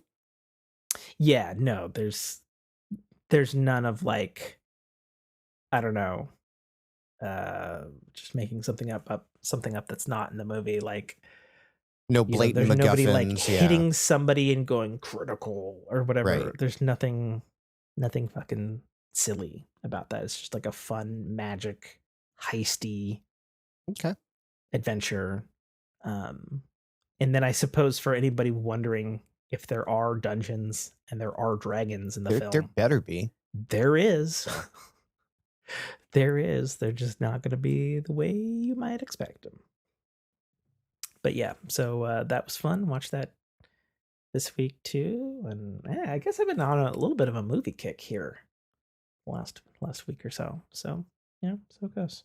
Yeah, we'll see if I can swing. If I don't get to work full days at work, I'll see what I can do to catch up on some of these movies. Yeah, again, in my little bit of hiatus time, I actually started watching your adaptation, your book adaptation.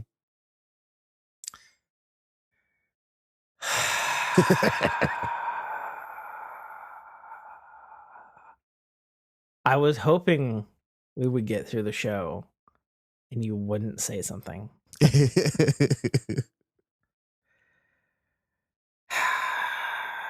But yeah, no, the Amazon web series Citadel. Full disclaimer. This is not The Citadel. Right. Arrival by Tim K. Trotter, available right now in Apple Books and Amazon bookstore. Amazon Kindle bookstore right now for $2.99. Buy a book, support the show. It is not that one. There is no secret deal of TVing that I have finagled with Amazon executives. Nate is doing this to me because I think he hates me. No, not at all. I just saw it pop up and it was just like, wow. And I guess I'm not the only person that commented on a TV show being named. Yeah, no. It is a common name. Every fucking one of my friends. That's why we're all your friends. But yeah, no, it's actually a decent series.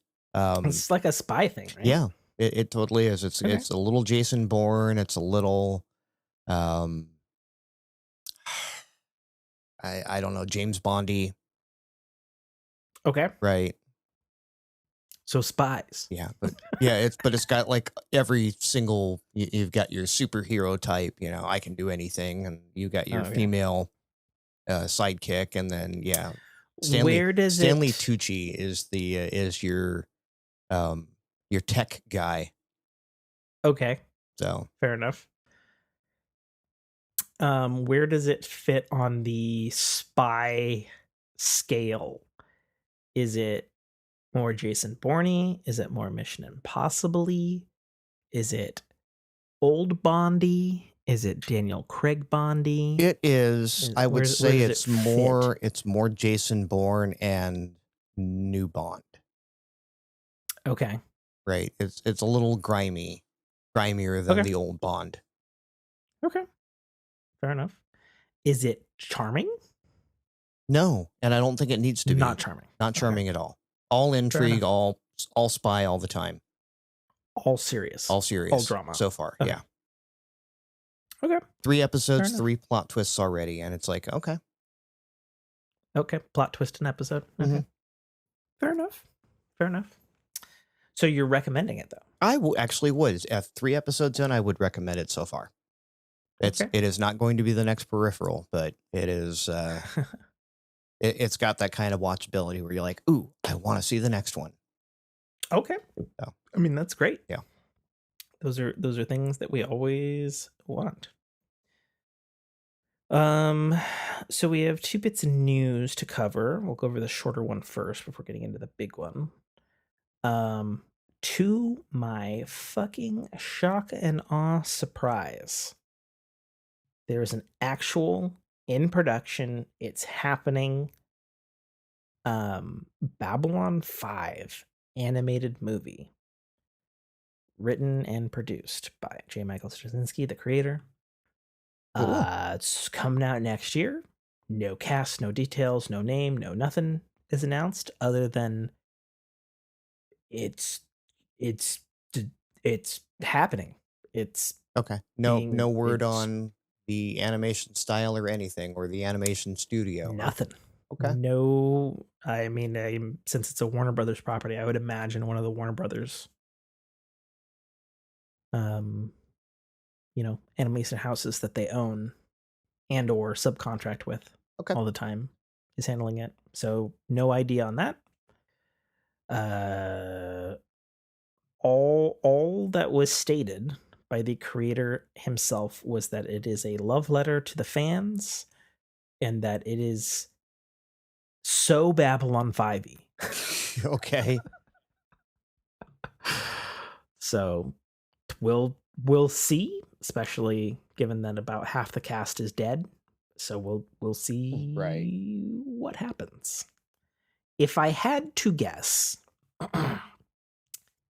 I would guess at the very least, lead title character John Sheridan, played by Bruce Boxleitner, aka Tron, Natron, would reprise his role for the animated thing, given that he has a lot of experience in animation already and voiceover work, and also that he's alive. Right. So we'll see. Well, yeah, we'll see on that one. Either way, it was something I was not fucking expecting at fucking all. So, but that leads directly into the next thing, which is that the Writers Guild of America is officially on strike. Yep. And as of this podcast recording, has been on strike for 4 days or 5 days. It has affected a lot of people I know because of, being down here, living in the LA area. Yeah, that's true. I know a lot of people that work not only as writers, but in production side, be prop houses, stagehands, and whatnot. That there's nothing to write, there's nothing to act, there's nothing to do. Yeah. So I've looked into this, and I'm going to paraphrase some stuff because I don't pretend to be the most knowledgeable about the behind closed doors scenes in Hollywood. But based on an IGN article, Reddit posts, stuff that I've been reading from J. Michael Straczynski himself on the Writers Guild of America strike, of which he is one, and some other stuff, bits and bobs everywhere. The Writers Guild of America is striking due to the fact that their contracts for residuals on streaming titles doesn't exist. Yep, it's the same thing and the given actors that struck everything over. is streaming, they are not being compensated fairly for work that would otherwise be in syndication on normal TV pre-streaming era. Yeah, it's the exact same thing that the actors struck over or threatened to strike over. It's the compensation in streaming terms because it's a different medium of distribution with a different pay scale. So Yep.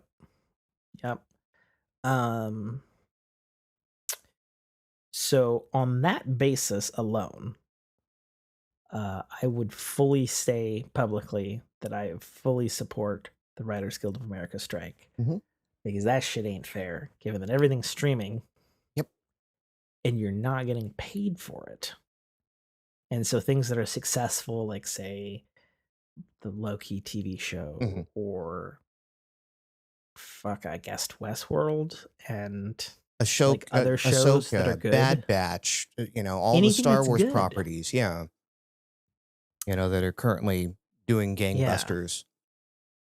So the fact that that has been overlooked for this long already baffles me. So the fact that they're striking is pretty significant. Yes. Prior to the official strike, I was hearing rumblings that the industry analysts were stating that this is looking to be the biggest writer strike since the 2007-2008 writer strike, which gave us many bad seasons of television and movies that had incomplete scripts or sometimes no scripts. But hey, now we have AI to fill in those blanks, and trust me, that's already been proposed. Like, well, we'll just get ChatGPT to fill in those episodes that we need. And it's like, yeah. So there's some more details in this story that are interesting. So number one, not all movie studios and productions, and I want to distinguish the two, have shut down due to the writer's strike. Right. Late night shows are the first to go, as those are scripted weekly. certain TV shows that are in heavy production already. For example, I know Lord of the Rings, Rings of Power, season 2. The writing was already completed. We're finishing the last 2 episodes of the second season, and apparently the writers, showrunners, which are part of the WGA strike, I guess knew that it was coming, and they prepared the whole crew for over the last month that it was coming, and so they have notes and all kinds of things and stuff. So some people have been doing due diligence, or at least being really nice to their crews. While right, and there's a certain not point so where much. if it's that much complete, you don't want, like, you still want your work to get out there. True. Sure. Right. Sure. And I'm sure somewhere in there they'll factor in, they'll grandfather in some sort of back pay. Yeah. Netflix CEO has publicly stated that they have been banking seasons and episodes and scripts specifically to weather such a storm. They've been the only major movie studio or TV studio to announce such a thing. Which is kind of shitty of them, because they're basically saying, go ahead, lay siege. We got food in here. Writers Guild of America has stated so far that they are prepared to do as much as 90 days worth of strikes, which is 3 months worth. And for those who know anything about production, that's a sizable. That's a longer period than the 2007-2008 Writers Guild strike. And what that means roughly is, in the 4 days that they've already struck, Hollywood as a whole has lost, it was like $7 or $8 billion, like already in like 4 days. So that's a pretty substantial thing. But I think if you look at any interview anywhere with anybody, where the fuck did my phone go?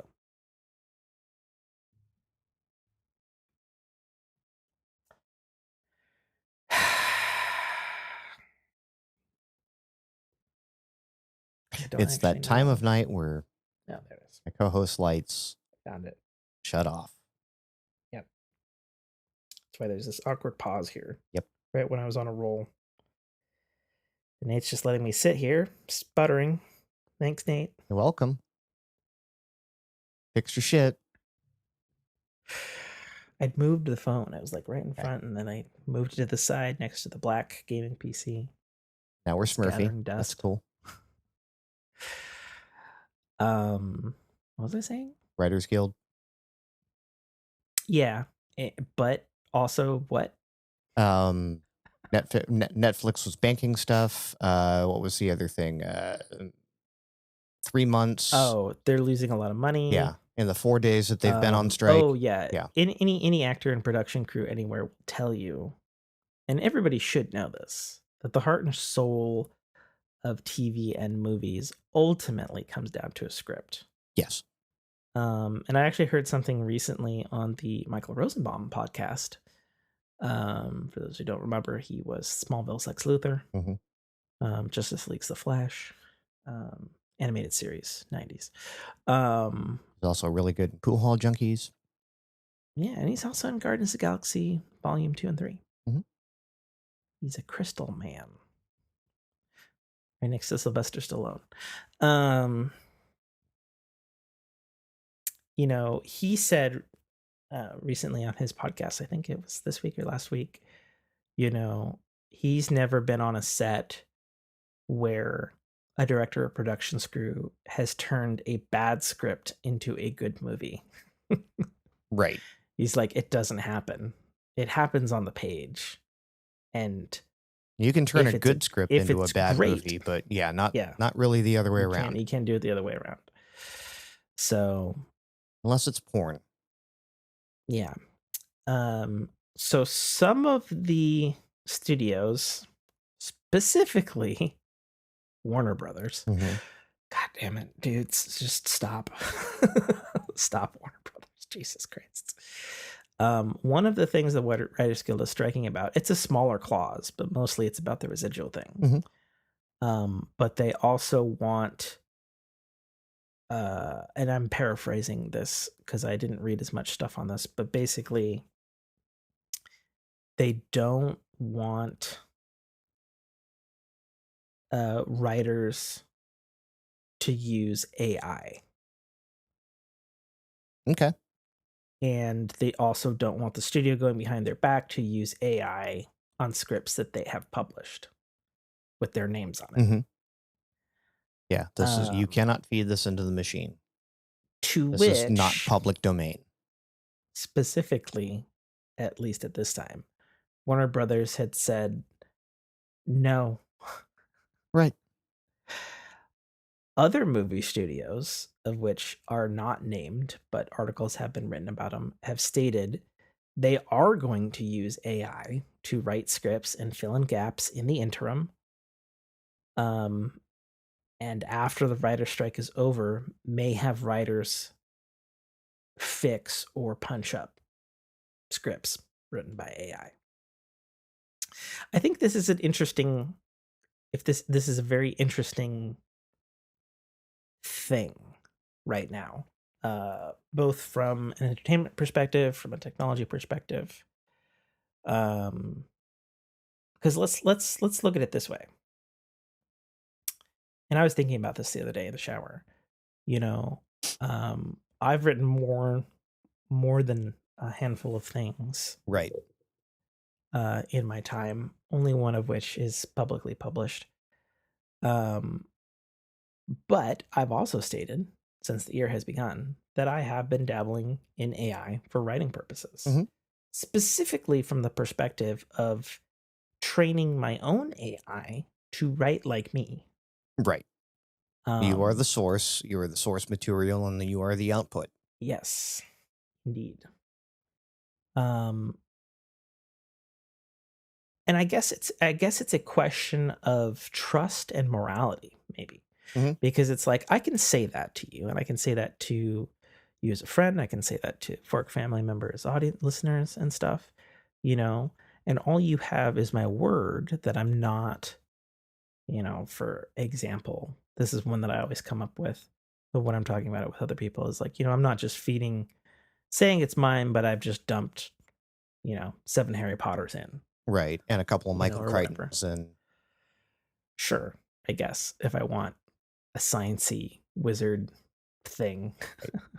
Dean Coots for the horror, or I guess what I'm asking as to the co-host, since you're obviously here with me live, how do you feel about the use of AI in really anything upcoming up?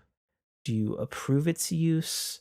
Do you think that it's going to hinder the creative process? I don't think it hinders the creative process. I think it's a really good, and in the case of, like you've been saying, for just authoring in general, but even I know a couple of people now that are using it to effectively storyboard D&D campaigns.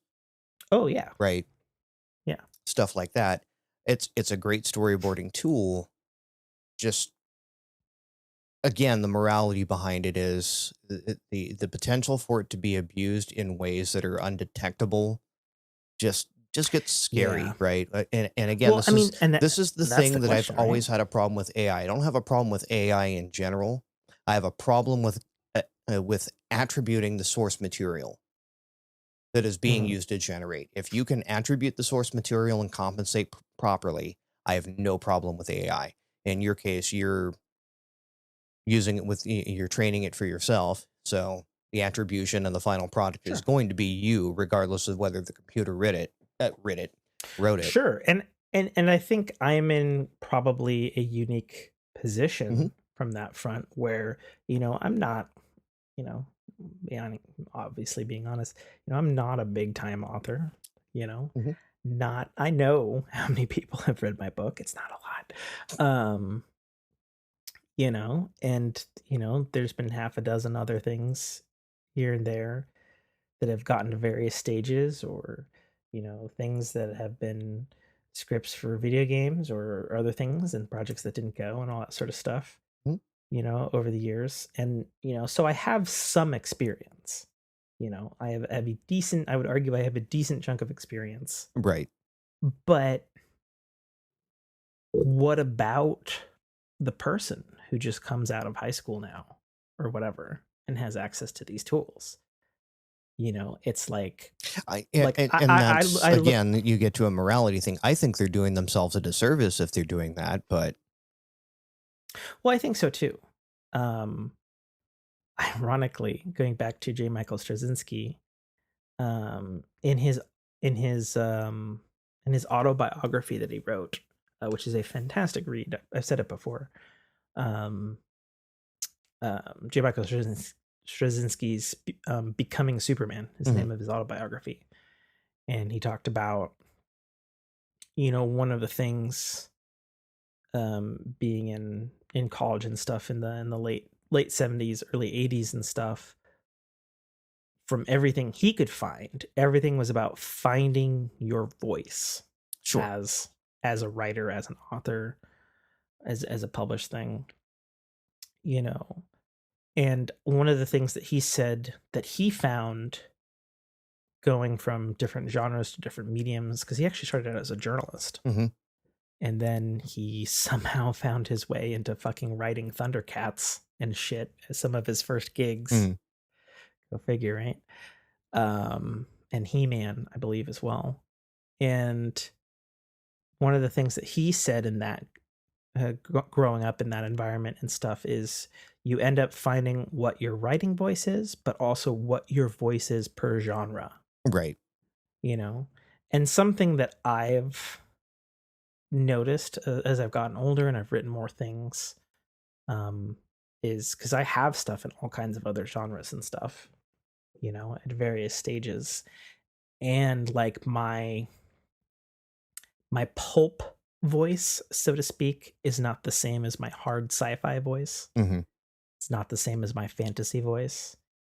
And so, it was funny because my first instinct, going back to the AI thing, was okay, I'm going to feed it my fantasy book. I'm going to feed it all these other projects that Hmm. I've done or in various carnations, because these are all things that are mine. I can say where they come from. It's learning from me. And what it was spitting out was me, but I could not see the genre voice of me. Okay. Whereas if I only fed it, for example, Citadel, Arrival, it's like, okay, I'm going to get pulpy sci-fi Tim, Hmm. because that's what it is. It's Right. pulpy, you know? So I think from that sense, like you said, kids coming out of high school and stuff that don't have a voice necessarily. And I'm not saying you can't have Hmm. one fresh out of school or whatever. You certainly could, you know, but your voice is going to be colored more heavily, By your from experience. your school Yeah. experience and also like the things that you like, Hmm. you know? And I think only with age and time and getting older, doing a thing or two, and actually putting something out yourself can you find that voice. Sure. And again, if you're coming out as coming out of high school as an artist or a writer or whatnot, and you're just trying to generate a source of income and you don't really care, Sure. right? Then AI is going to be a good tool for you. Right. Yeah.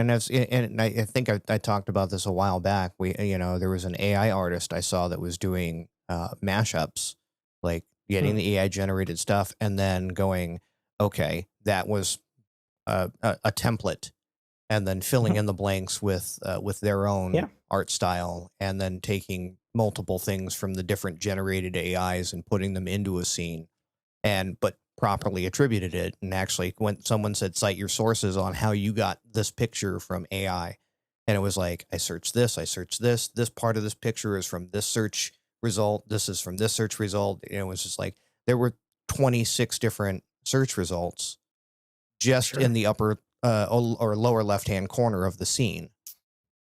Well, and it's gonna be crazy because I was talking to my wife about this, and she was saying because she's got stuff in her university classes right now Hmm. where they're like, you can't submit papers on AIs, Hmm. and one of her classmates was getting like binged for using AI, and she was saying that she wasn't and stuff. And it's like, okay, well, but how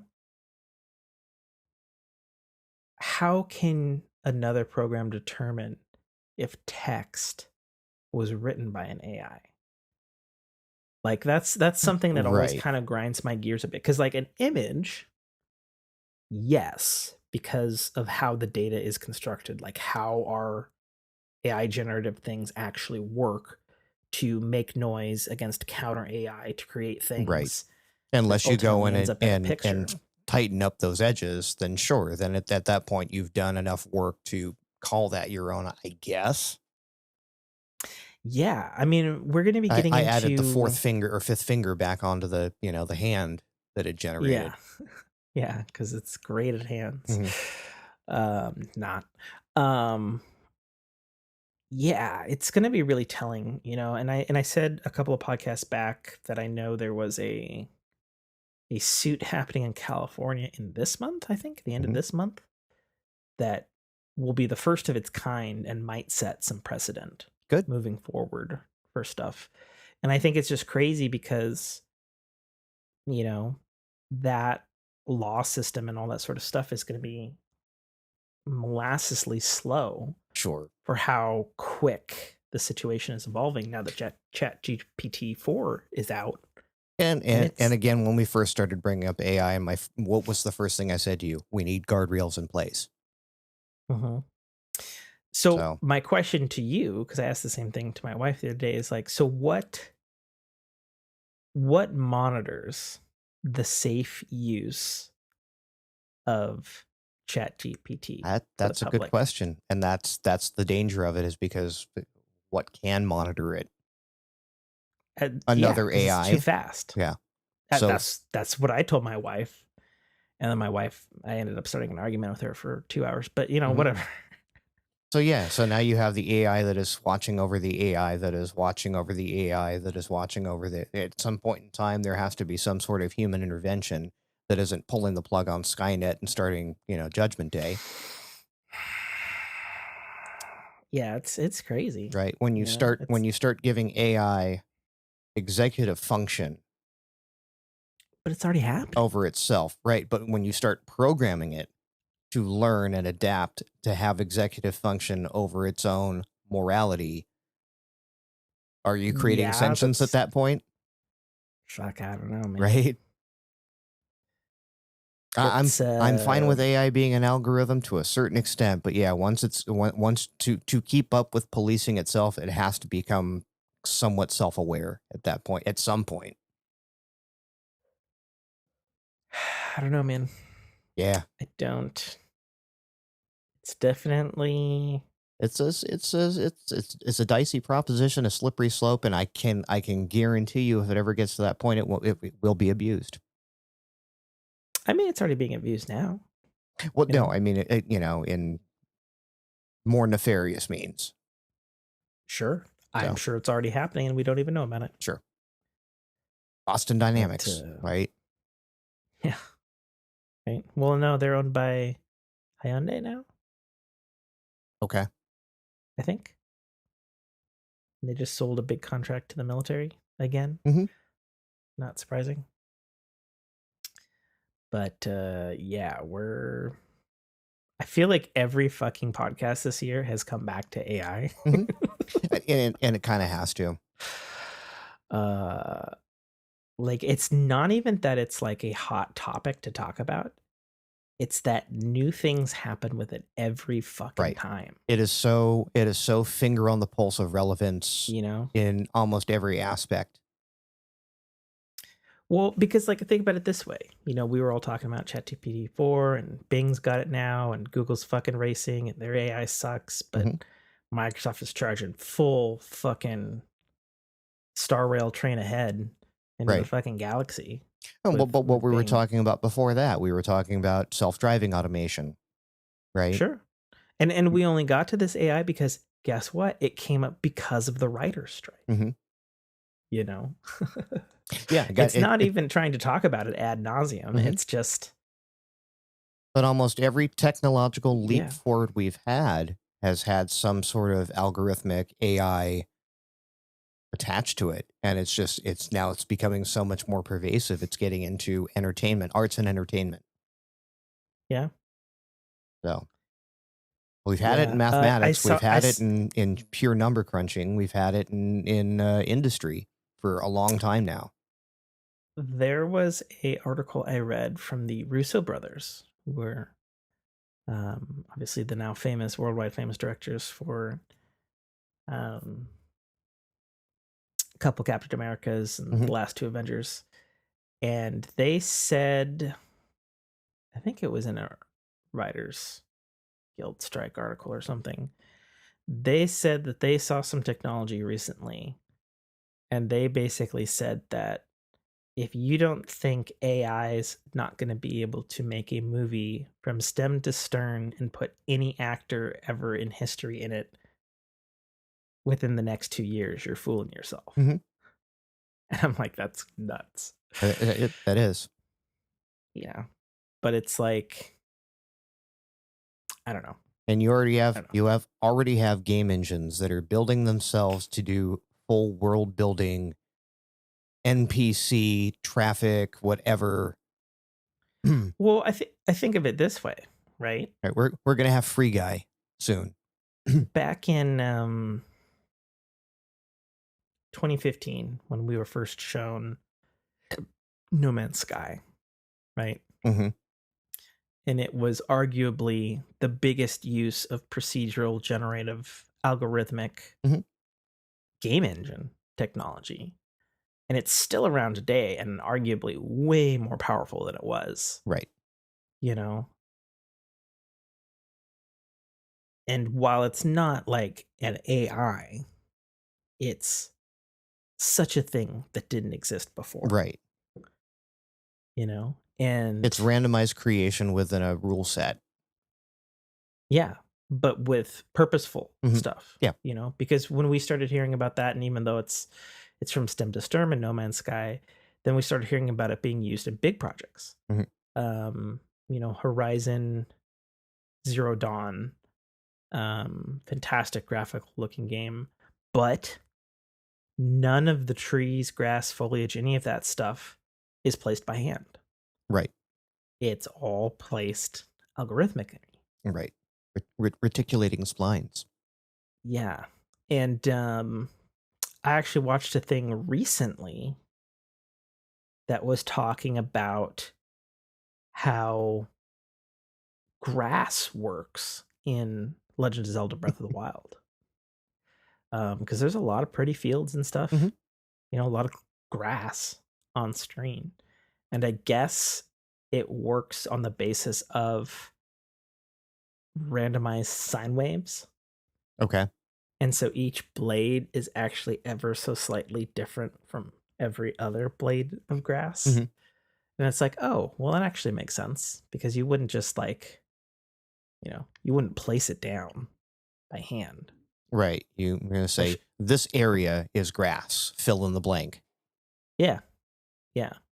with But enough once, randomization that it doesn't look like, a bad toupee. well, and one of the things in Breath of the Wild that you see in a more detailed sense in actually Ghost of Tsushima, also another open world game, but more technologically advanced from a hardware standpoint, is wind affecting Right. the grass. And it's just like, okay, well, you're not going to have some artist program physics for fucking grass. Right. You're going to have it be you're going to affect the sine waves that are being generated out. You know, I don't know. Crazy times. Yep. Crazy times.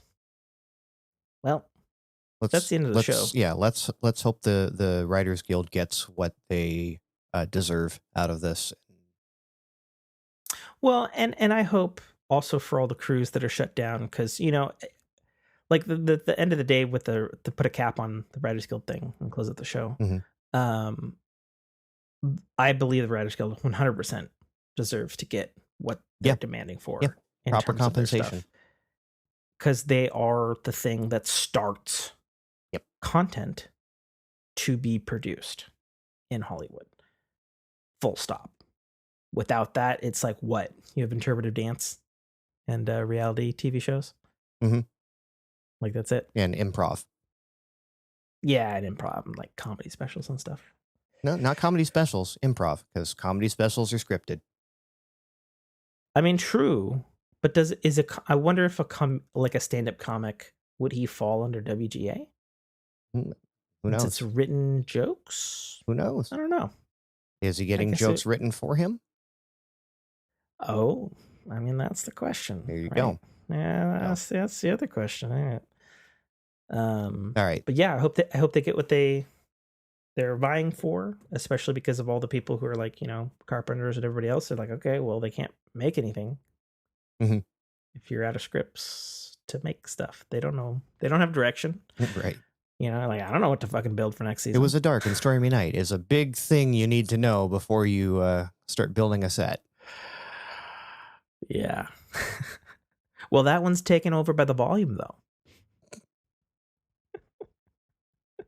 And more AI. All right. On that note, this is Tim signing off. This is Nate signing off with him. Get forked. Get forked. Thank you for listening to a Dynamic Works production podcast. You can find our podcast at www.dynamicworksproductions.com. Feel free to email us at dynamicworks@mac.com.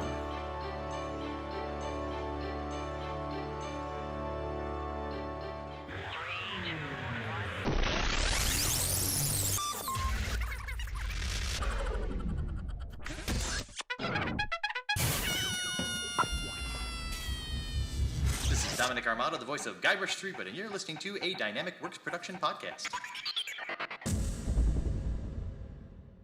The Citadel, Arrival, is the first installment in a series of epic science fiction short stories reminiscent of the Pulp Fiction style. It's a fast-paced story that will take you through twists and turns that you will not expect, until they are thrust upon you with all the force, excitement, and chaos of a plasma cannon blast.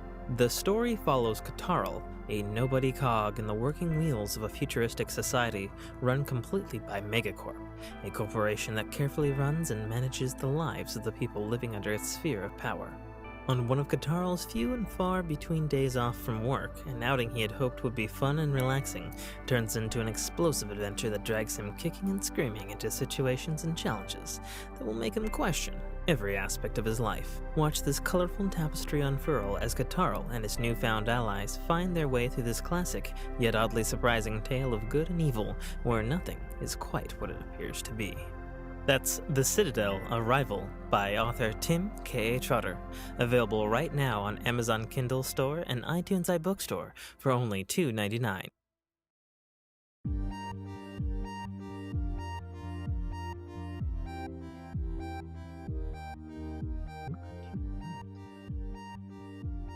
You what? I think I'm noticing what the issue has been last 2. I think something changed in the recorder setting, because I'm looking at my peak on the meter on the audio hijack, and it's so much lower than the test I just did. Okay. So, with that being said, I think we need to go up a bit. So this is a quarter. Let's go up. Let's test that. Yeah, there we go. Ba-boo, ba-boo. Talking about stuff. Check, baby, 1, 2, 3, 4. Talking about the stuffs. Yeah, I think something changed. Okay. Yeah, I think this is the mystery here, because now I'm in the middle. Before I was like below negative 36 decibels, and I'm like, what? Cool. And you're running low light settings tonight, or not that I care? No. I don't care. We're not streaming, so. I mean, you care. You want to see this. Not really. Not really. Oh, God.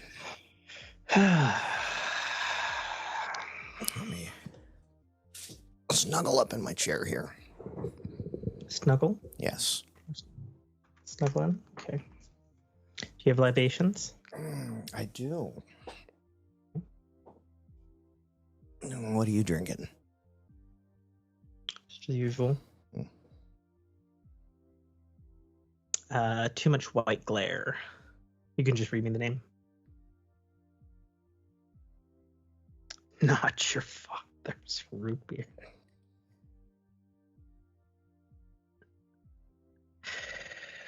Is it good? Yeah, it's okay. It was I think last cast we were doing, my wife had asked for it, and it was something that I hadn't been able to find. I found it, so. Oh, is that a regular root beer or is that an alcoholic root beer? It's a boozy root beer. Interesting. Yeah. How is it boozified? I mean, it's a malt beverage, I believe. Yeah. So malted. Yeah. Yeah. Gotcha. I will never try it then. Nope. It's neither excellent as a malt beverage or excellent as a root beer, but it's a means. Oh, it's not good. It's a means to an end. I mean, it's okay. It's really sweet. Oh, it's too sweet. Yeah. Interesting. Is it like give you too much of that sarsaparilla or mint flavor? Sarsaparilla, or is it too much on the sugar end? And that too. Yeah. Really? Okay. So, yeah, it's kind of a shame. It could be better. We've had boozy root beers before. Mm-hmm. And we've had a couple that were better than this, but again, they're harder to find. So, yeah. Well, all the boutique ones, if they're good, they always seem to not stay in business. Yeah, go figure. Yeah, I'm still chasing this elusive pear up cider.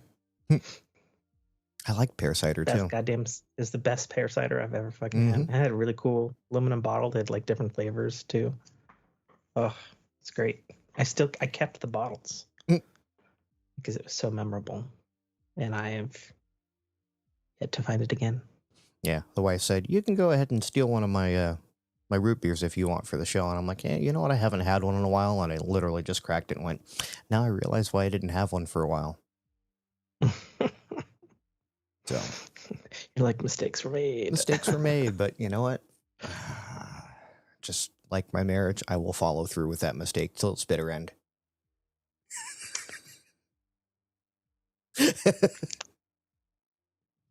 All right, that's the kind of show I guess we're in for tonight. No, not at all.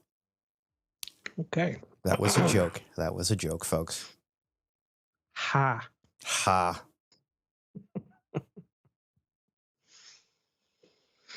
All right. Shall we do it? Let's do it. All right.